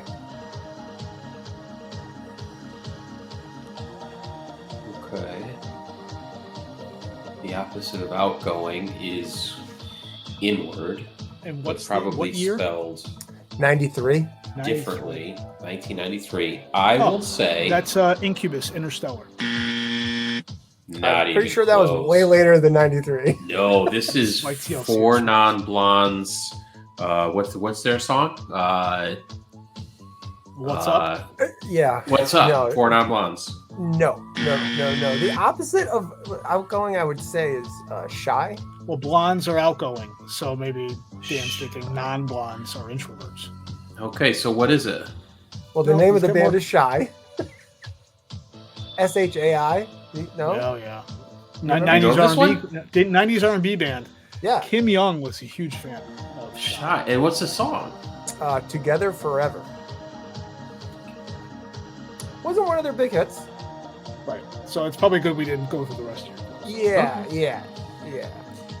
I apologize, Major J. I'm jumping the clues. Yeah, I know. We're just to completely get- trashing the format. That's fine. It's your show too. No, it would be. I knew you guys would not. Well, I thought It rains like Santa on his reindeer. I'm gonna pass out, please. I thought maybe you might have an Let's see. idea, Jesse, but I know We're using code. Yeah. We're using code names on the show, Captain Bo. oh, sorry. Sundance and Major J. Nice. But that's fine. Yeah. All right, Sundance number 4. Number 4. So this is a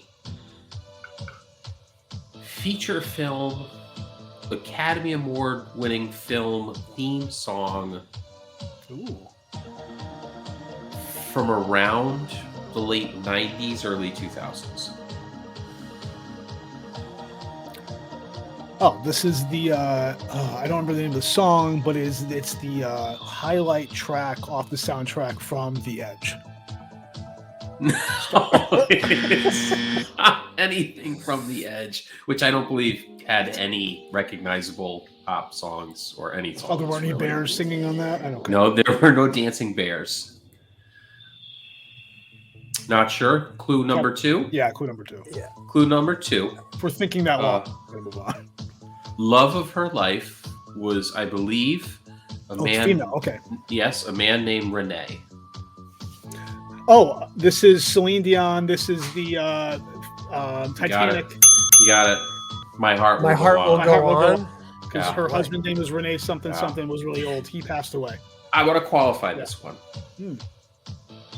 If I'm driving down 91, 84, Sumner Avenue, doesn't matter, and this song comes on, I'm not rolling the windows down, and I'm not singing it at the top of my lungs. But if it comes on anywhere I am, if I'm in Stop and Shop and it comes on, I go find a quiet section in the produce and I just let it resonate.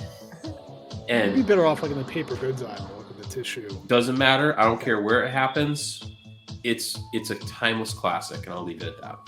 Near, far, wherever you are, you're going to stop and listen to this song. Yeah, you gotta have more. I need like the symphony part of it, Mhm. the Do you- whistle, the Do owl you sing thing. along though? Like, do you sing along even like under your breath, or Little hum.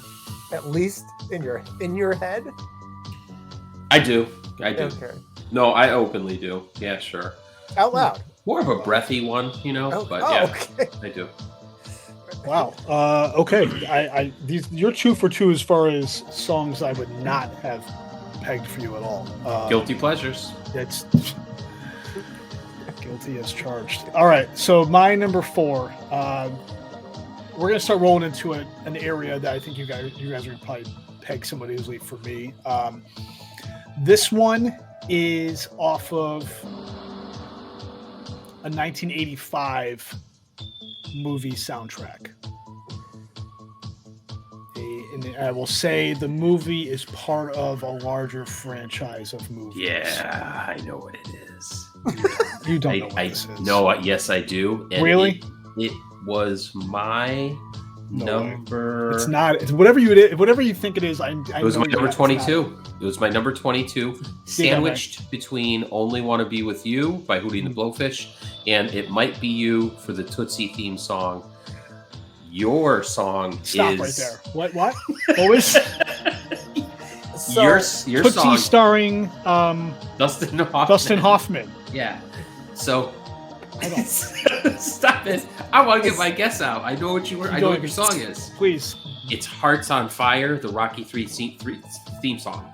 Oh, wow. No, it's not Hearts on Fire, but that is an amazing guess and an amazing track, which almost made this. Okay. Captain Bo? I'm going to tell you right now, I'll even make it easy. You are very close. Like you're... So it's not Hugh Lewis in the news. You're on fire. Back to the Future? It's on fire.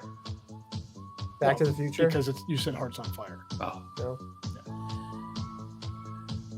No, it's not from Back to the Future. There's no Doc Brown in this. That's okay. So,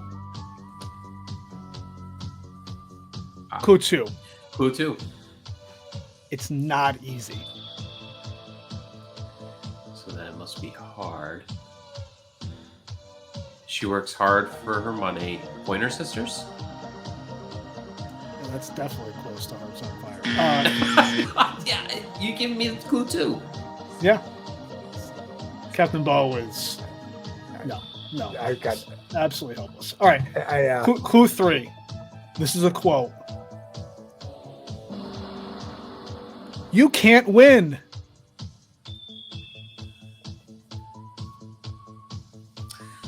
So you must lose. And it's hard. In 1985. I'm guessing "You Can't Win" is a line from a movie. And I don't know that movie. I don't either. So, what's the song, Major J? You were so close to that first guess, Sundance. Yeah. It is "No Easy Way Out" by Robert Tepper off of this Rocky IV soundtrack from 1985. Rocky IV. No Easy Way Out. When you're getting ready to fight Drago, Adrian says when she's at the top of the stairs, he's at the bottom. You can't win. Yep. Slams the door of the Porsche, takes off. Oh, that's a good. I love that. He just goes driving. He's just mad. He's just mad. So, but he knows he's got to go back. Which is right next to on the Rocky Story album, which is a compilation of the Rocky soundtrack songs. This song is right next to Hearts on Fire. Not that you would know that, but that's why another reason why you were so close. Gotcha. Yeah. Same movie. Oh, okay. Okay. So, okay. Good one. Number 3. We're gonna go number 3, Captain Bo. What do you got? Let's roll right into it. All right, so this one, it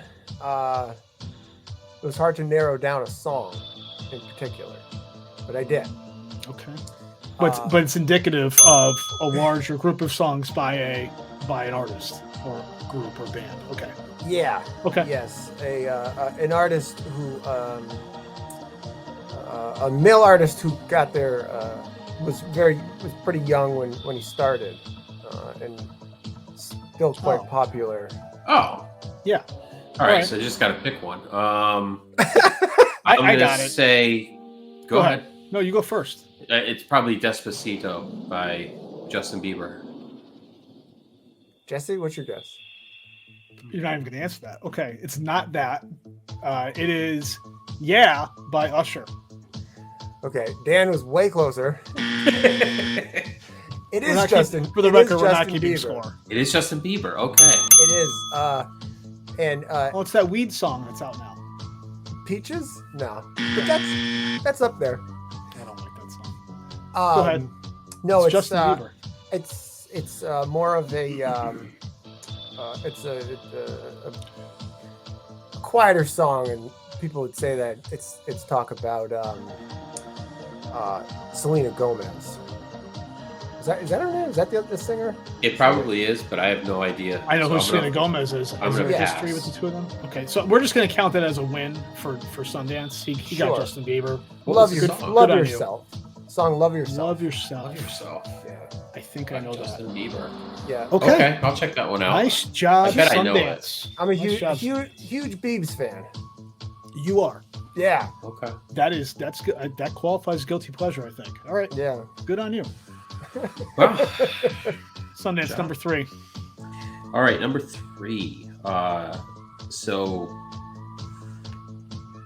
this one pushed. This one pushed "Careless Whisper" by George Michael down the list. The band is rather infamous Oh, Mobb Deep. for a tragic incident in the New England region in the last 20 years. I just gave you a big clue.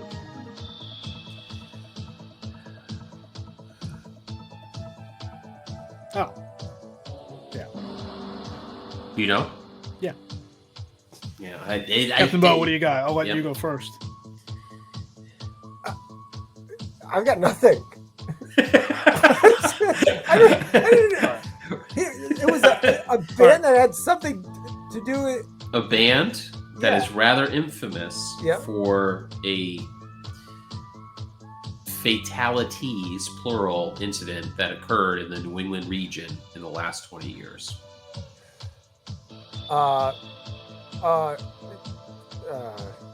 That when Heavy D died. No, not a Heavy D song. And that would not be a guilty pleasure. Like, I think that's popular in the clubs. Yeah. Major J. Yeah, I'm going to go ahead and just take this one now and move on. This is obviously Right Now by Van Halen. Oh, it's gotta be. No. No. What? What did they do in the New England region in the last 20 years that resulted in multiple deaths? Didn't see me Hagar kill someone? I don't know that he did, and I want to take this opportunity to apologize to Sammy Hagar if my partner in this podcast has besmirched your reputation.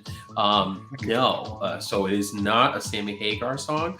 We're going to keep guessing. I'll give you clue number 2. All right. So fatalities in the New England area. Fatalities. Mhm. Can I ask for a broader? Can I ask for more information about clue number 1? Yes. Yeah. Were the fatalities in the same incident, or is it multiple? No. Okay, I assumed I wanted. Okay, One incident, multiple fatalities within the last 20 years. Correct. So post 2000. Okay. Correct. Yep. So, Okay, and I'll, all right. I'll give you an additional clue. It's an 80s song that doesn't have anything to do with sharks. Well, when you narrow it down like that. It is Once Bitten, Twice Shy by Great White. Oh God, geez, the the fire. Rhode Island. Yes. Yeah, the Rhode Island Club fire, bad thing. Horrible. Oh, yes. Now, on the other hand, All right. when I hear that song come on the radio, I mean, that just brings me right back to stonewashed jeans, crappy mullets. Well, You know. Stonewashed jeans are back. Oh, well, a lot of stuff is back right now. You can just ask my daughter. It's That atrocious. too. That too. I appreciate the 80s callback with this. This is good. I definitely appreciate that. All right, my number 3. Clue number 1 is Small Town Girl. Hometown Boy. Living in a Lonely World. Oh, I see what you're doing. Yeah, what's the song? It's by a band named after a city. Maybe Boston, Chicago. Is it Madonna? I get those mixed up. Is it a Madonna It's song? neither of those, Captain Bo. I I know the song you think you're thinking of Oh, yeah, that you okay. can't think of. Yes, it's You're thinking of Journey. yeah. there Don't you Stop go. Believing. Yeah. Yes, you would absolutely be wrong. Sundance. Oh, wow. So it's not a Journey song. No, it's not Journey. Small town girl living in a... That's Journey. It's Journey. It is. Yep. That's not, I guess, So where the clue you're was also leading us. wrong because you just made the same guess that he did. I did, but that's the clue you're giving. And if that's the clue you're giving, then we're both correct. So I need a better clue. Strike clue one. I'm not striking it. You can use it. The next clue is Venom. Not the comic book character. Is in Venom will kill you. White Snake. Here I go again on my own. That's a freaking fantastic guess. It's not it, but that's a fantastic guess. And probably should have made my larger list, if I'm being honest. So touche to you. Hats off. But no. Captain Bo. Yeah, no, you have nothing. No. All right. Clue number 3. She lost her wings. Billy Joel, Small Town Girl. You're good at this. But no. Oh, come on. It's like What is Saga the lost third all clue? over again. She lost her wings. She lost her wings. A small town girl lost her wings. And got bit by a snake. Not all on the same day. I can only imagine what you're thinking about driving down the street blaring this song. I'm ready for the. Just give it up. All right. Unless Captain Bo's got it. You got a guess? I was going to ask for the year. Yeah, in 1988. Oh, yeah. No, just give it up. That narrows it down. All right. It is Fallen Angel by Poison. Fallen Angel I by hated Poison. You know, I liked Poison. What's the name of it again? Fallen Angel. Fallen Angel. All right, cool. Sorry. Captain Bo, number 2. So I have to tell you that I accidentally, I skipped one. So That's the fine. Be- So the you Be- gave us your number 2? The Beebs was actually my number 2. Oh. Okay. So this was That's okay. supposed to be my 3. First clue would be due to my line of work that I'm in. Maybe I could have been in this band. Oh, I've got this. Okay. Go ahead, Sundance. YMCA Village People. Literally, that was my guess. That's exactly what my guess was. Am I right? Do we got it, right? No. Oh, then it's In the Navy. In the Navy by the Village People. I'm sorry? In the Navy by the Village People. We're close. If it's not YMCA, it's In the Navy or Macho Man. It's not the Any one. of these. It's not The Village People? at It's all. not the Village People. Okay. Clue number 2. Thought we had that. Goody Proctor.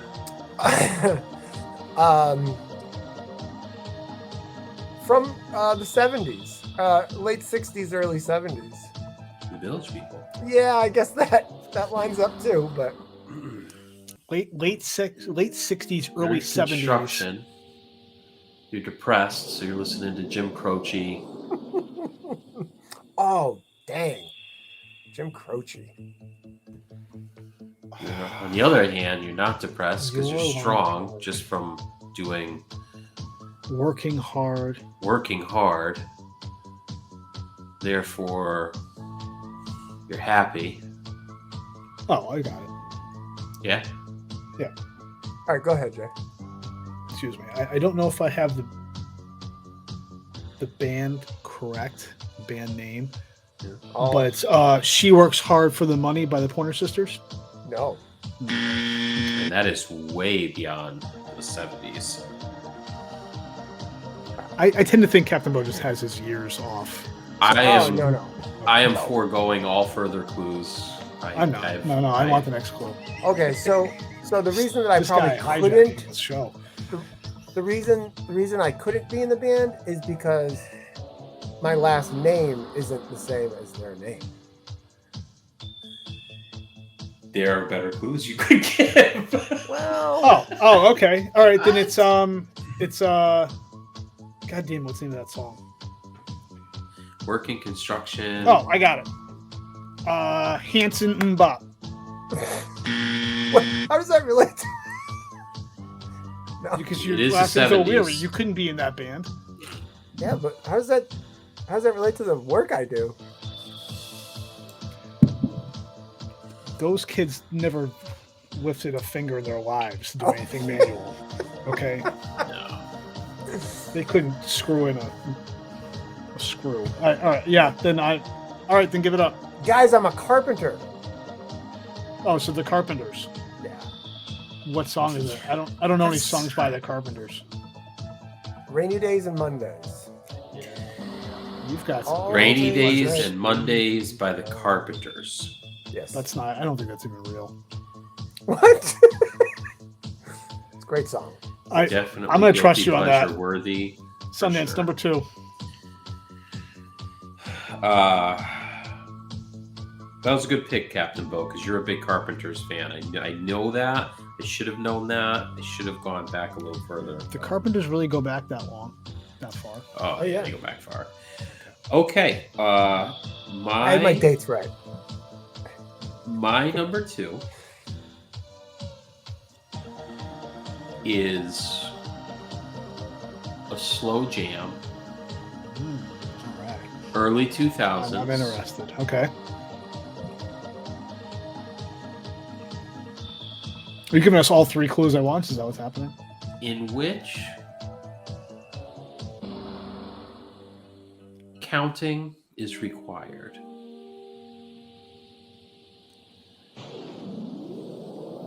Oh, is this Brian McKnight? 1, 2, 3, Oh. 4, 1. Back at 1. Back at 1. It is. That's Good the one. job. You got it? Good job. Yep, major buzzers. Confetti should be falling over Oh, you right yes. now. It Yes, was my back number at 1. 2. You're like a dream come true. Back at 1. That one, again, it's not one that you roll the windows down and you're just blaring it out. No, usually don't do But the it Brian comes McKnight on at the all. radio and you're just like, oh, you can't change it.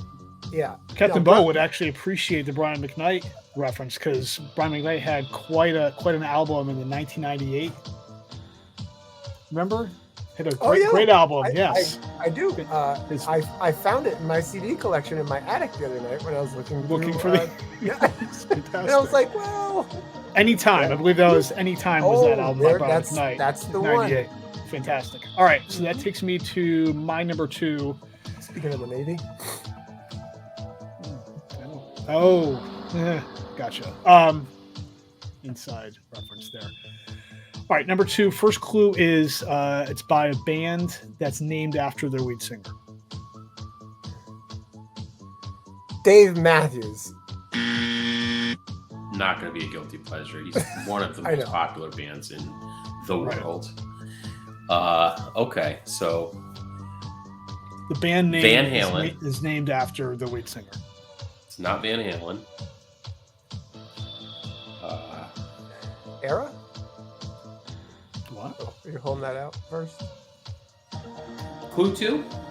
Cool, too. Time- All right. time It's a late 80s hair band, what's generally regarded as a hair band.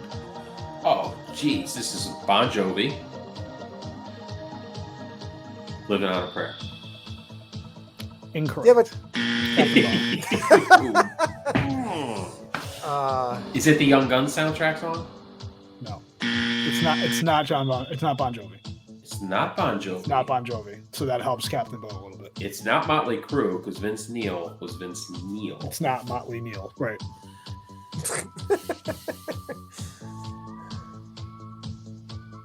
Nor is it Neil Crew.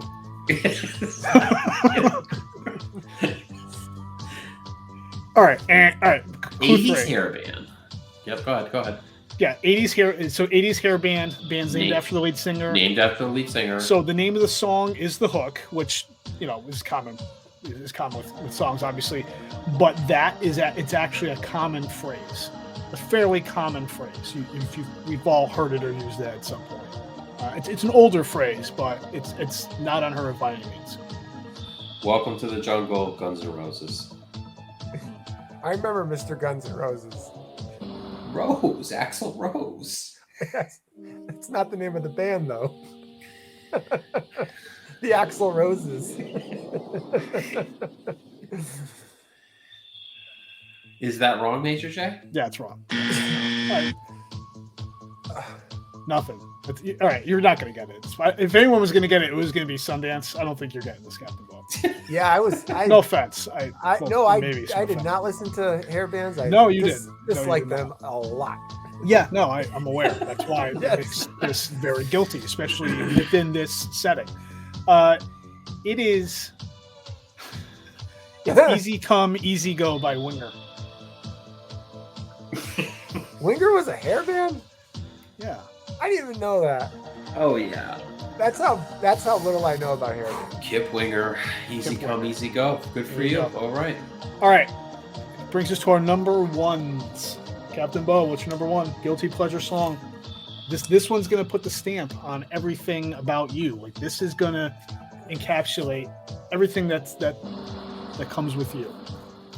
For us, with the public, everyone. So yeah, I know. Knowing that, what is it? Give us a clue. Are you rethinking your number one all of a sudden? A lot of pressure. No, not at all. Okay. I don't want a pickle, but she might. You don't want a pickle? Or yeah. That you said pickle with a P? Yep. I don't want a pickle, but she might. Clue 2? That's got to be a line from a movie, which this song is. It's not a soundtrack for. You got a guess? Go ahead before Clue 2 comes out. Yeah. It is. It's off the Reservoir Dogs soundtrack. Stuck in the Middle with You. So close, Jesse. So close. Something tells me that you're not close. We'll find out. Give us a second clue. He's doing so well. She also was a young star, and still is.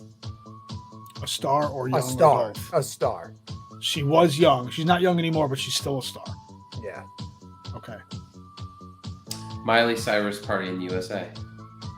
That is like my number 6 or 7 or 8. Yeah, number. it's on That's list, my number 18. Yep. My granddaughter loves that one. Loves it. That's a good one. It's on my list. But that's not it. No. Okay. Unless there's a Clue 3, I'm out. No, I don't. I didn't give my second. Go ahead. Get Go ahead, out of Jay. this damn segment. Give me your guess. I want to know. Sundance, you can. We can wrap the show up. You can take off early. This guy is. I'm enjoying the clues. You are I like feeding the for clues. second mint tea. We know.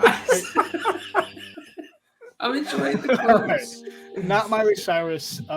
Female star. No longer young. Oh, it is. Oh, what's it? I've got it. What's the name of the song? Madonna, La Isla Bonita. Great song. Didn't make my list, but great song. All right, Clue 3. She's Clue 3 free. for me. She's free. Which means Okay, so it's a Britney Spears song, and it's probably Hit Me Baby One More Time.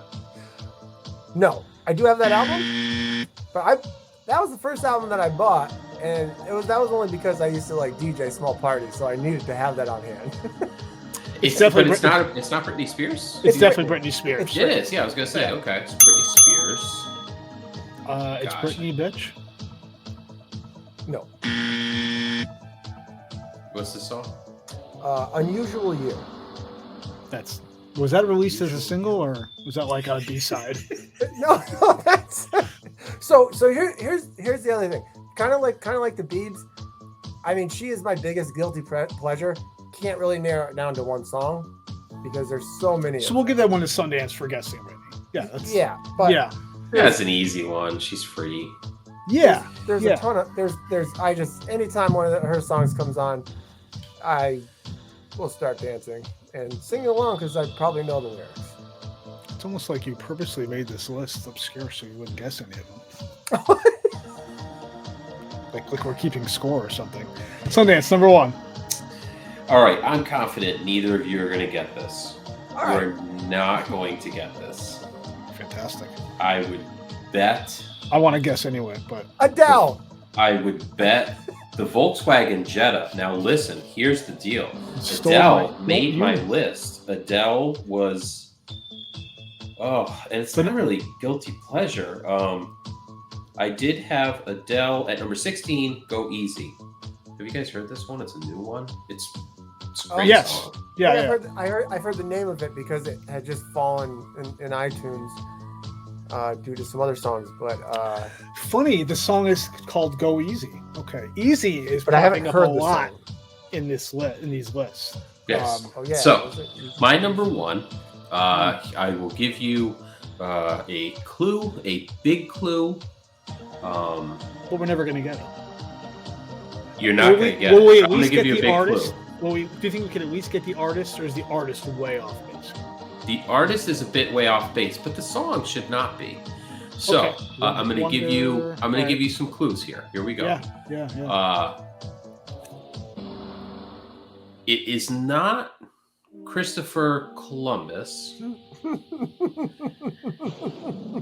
but refers to what Christopher Columbus did to get to the Americas. Sail Away. Sail Away. I think you're.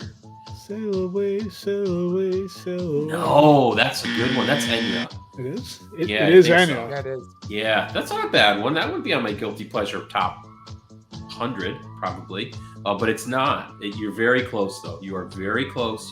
It is late 70s, early 80s. You're very close. Get away from Enya, but go back towards Sailing. sail part. What's the song that that Cartman sings? I'm sailing. I'm gonna edit that out. Dude, All right. It might be that. Or make a drop out of it. I don't know. It might be that. But I'm not a big enough South Park fan to know. What was the first clue again? It's actually a really popular song. That led into the It's a sailing good song, yeah. The Yeah. opposite of Christopher. The opposite of It's Christopher. not the opposite. It's just not Not Christopher. It's not Christopher Columbus, Doing the sailing. but it is someone doing what Brian just said. Oh, like one of the doctors mainly doing the cutting. Lobotomies. I don't know how you haven't put this together yet. I think Captain Bo has it. Yeah, and I You don't. probably need to Google it. But we're It not is allowed to. Sailing by Christopher Cross. Sailing. That's takes it. me away. You yacht rock radio mother.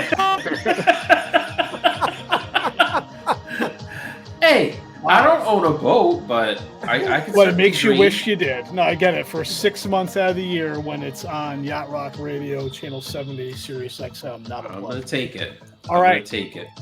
So Yep. we're gonna wrap this thing up with my number one. I'm gonna say right now, not that this isn't a clue by any means. For me, this is number one and not even close.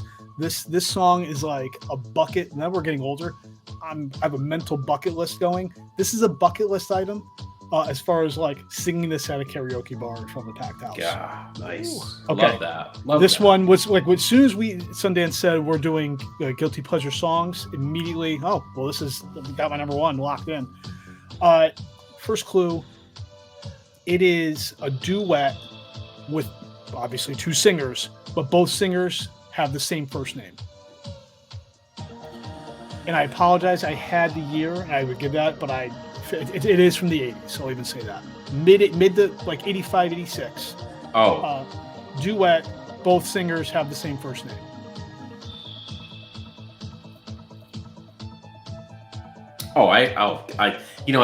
I know this one. Captain Bo, you can throw out a guess. I know what it is. Both males, both females, male and female. And you're getting into other clues now. Just make it. I don't even need those. other I clues. think Sundance knows this. Go Sundance. You ready? Here's the big reveal. Easy Lover, Phil Collins, and the other guy. Bingo. Philip Bailey from Earth, Wind, and Fire. Oh, Absolutely. there it is. I knew it. Absolutely. Easy Lover, number one, guilty pleasure song, not even close. That Brings thing me is back on to repeat. my first Walkman. I love that. Oh, yeah. That Oh, man. song, that stays on repeat multiple times when it comes on, and I don't care. That's when the windows can be down in July, and I'll be in a packed house In at a red January. light. Yep. Yeah, that genre. Did I say January? Any month, it doesn't matter. Any month ending in Y, it's cranked up. All right. Well, that was fun. Any notable ones you Yeah, brought? listen, I cannot tell a lie. I brought my wife into this because I needed some points of reference. Am I off? Is this, we had some great debate about this. She was texting her girlfriends and they were throwing lists out there. So I think we might have a couple of extra viewers this week. We may find out. But Close to You by Maxi Priest. Captain Bo, Set Adrift in Memory Bliss. That's PM Dawn. That's my That's number a good 8. one. That's your number 8. I thought that would be in your top 5. I can't believe that didn't make your top 5. Yeah. Amor Prohibio by Selena. Candy Rain. Ooh, good one. Candy Rain Good one. is a good one, isn't Yes. it? Yeah, I thought that one was good. And then, there was. Oh, I can't miss this one. My wife makes me listen to this, and Soul for Real, Every Little Thing. Okay. Yeah. Can't wait for that text message in a couple days. Well, how did you guys feel about Sinead O'Connor? Nothing compares to you. No, that is a good one. No, I was never. I am gonna go with that, and I'm gonna I get it, but not me. I'm gonna qualify it, Captain Bo. Oh, thank you. When you get an opportunity, YouTube Chris Cornell's version of that. That is good. Oh. That is fantastic. And that Love some is Chris Cornell. wonderful. I mean, I can listen to that on repeat all day, every day. Any noteworthy ones from you, Captain Bo? Throw out into the universe. Jodeci, Cry for You. Ooh, great Jodeci, one. little Great one. Jodeci Great action, one. sure. Great one. Yep. And then the only other one that I had, other than the Miley Cyrus Part of the USA, was I know like Green Day was pretty big. Good Riddance was a really popular song, but I feel like if you were like a big Green Day fan, you might look at like Good Riddance as kind of a Yeah, cliche. Yeah, right. Cliche played Yeah, out. just, Right. right. Right, Very right. mainstream. You're not really a fan because you like that song. Yeah. Right. I do have to say, I did my best. I just couldn't get it into the top 5, but I Want It That Way by Backstreet Boys. I tried. I couldn't get it there. You didn't Dream want That Lover Way by enough. Mariah Carey. This is quite an eclectic list. This is quite. I am floored and shocked by the breadth of this list for something. I feel like I don't even know you anymore. Right? Listen, and the Tootsie theme song kept go back hitting. to that. Was that somebody? Did somebody feed that to you? Did somebody slip it into your list and then you saw it and you're like, well, I can't move it now? Have you seen Tootsie? When I was 5. Doesn't that hold some sentimental value for you? I don't remember. I don't. Do you know? He had big glasses. I remember that, and it was a really curly wig. That's a great movie. What was the name of the song again? It might be Can you. not read it might. That's the name of the song. But I don't know who sang it. I don't know. It might be. It might have been This show is not going to be ready until like Sunday. Dan. Well, Dan, do you know that Hootie and the Blowfish sings a song It named might Tootsie? be you. Is that the It name of the might song? be you. That's the Tootsie Because theme song. because you're not sure. Is it Dustin Hoffman? Is it his female doppelganger? We don't know. Stop. It's a great All right. song. We're gonna that I will be finding and putting that in the description. So I think everyone Dustin can Hoffman find won an Academy Award. Dustin for singing For it. Tootsie. Did Dustin Hoffman sing it? No, he didn't sing it. I think it might have been Christopher Cross. Probably. I mean, he probably goes by Chris, right? Ooh, I wonder if Jump should have made any of our lists. Yeah, that was on my top, 20 list for rap. Okay. All right, so here's some of mine. The just outside the top 5, another 80s hair band, Uncle Tom's Cabin by Warrant. I did like Warrant. They had some good songs. Here's some that you guys would be interested in. Semi Charmed Life, number 8. Oh, yeah. Third Eye Blind. Yeah, That is almost on the same lines. Captain Bo is your Green Day Good Riddance in terms of, obviously Semi Charmed Life. Well, you know what? It was still a token song for a great band. Number 11, Du Hast, Rammstein.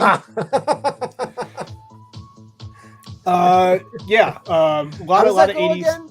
How does that go again? How's that song go again? Du Hast. Du hast mich. Du hast mich. Etc. There's more to it, but that's essentially the song. You Hate Me. Naturally. A lot of Phil Collins on this. Invisible Touch was number 12. Genesis. Sussudio number 13 by Phil Collins. Yeah. I had Part of the USA was 18 we talked about. Number 16, Give It To Me by Timbaland with Justin Timberlake and Nelly Furtado. God help me if that's Tootsie. That is it. I've been passing time, watching trains go by. All of my life. We won't get flagged for this. It's so grainy. He uses a little extra Wi-Fi. Well, we'll find out. If they want to run ads on our show so we can have this in there, then fair trade-off. Wow. I have nothing beyond that at this point. Okay. Well, that's got to wrap up the show at this point. We are well over 2 hours, as well worth it as it's been, especially for that closing out tune. Wow. So we're going to be back next week, everyone, with nothing quite like this. We're going to have an expanded Red Sox off-season coverage, hot stove action segment like Sundance alluded to earlier in the show. Yeah. Hopefully there's more to talk about during that than Waka Waka Waka, James Paxton, Rob Refsnyder, and Rich Hill. Who else did we sign? Rich Hill. Oh, yeah, Rich Hill. Rich Hill. Rich over the hill. We're going to check in on the Celtics again, coming in the middle of that road trip we spoke about. We're going to be reviewing Pats and Bills going into that bye week. We're going to have more NFL picks. And I believe we're going to be doing a Christmas-themed top 5. We're going to do a few of those, I think, rolling into the Christmas holiday. So to be determined the specificity of that, but it's going to be Christmas-themed. That should be good. But before we close out, just a reminder, if you're watching us on YouTube, 2+ hours in at this point, please like, subscribe, turn notifications on so you never miss a show, even though you're rethinking that decision at this point. If you're catching the audio on your favorite podcast platform, Anchor, Spotify, Apple Podcasts, Google Podcasts, please rate and review. Sundance, we always say it is part of our world takeover. We just want you to join us for the ride. That down there, that's Captain Bo. Thanks for having me, guys. That guy, never get it right. That's a Sundance Kid. I'm Major J. We're the Dos Padres. Hasta tus sueños. And boy, are we're out. We're out of here. Cute Tootsie. See ya. Get me out of here.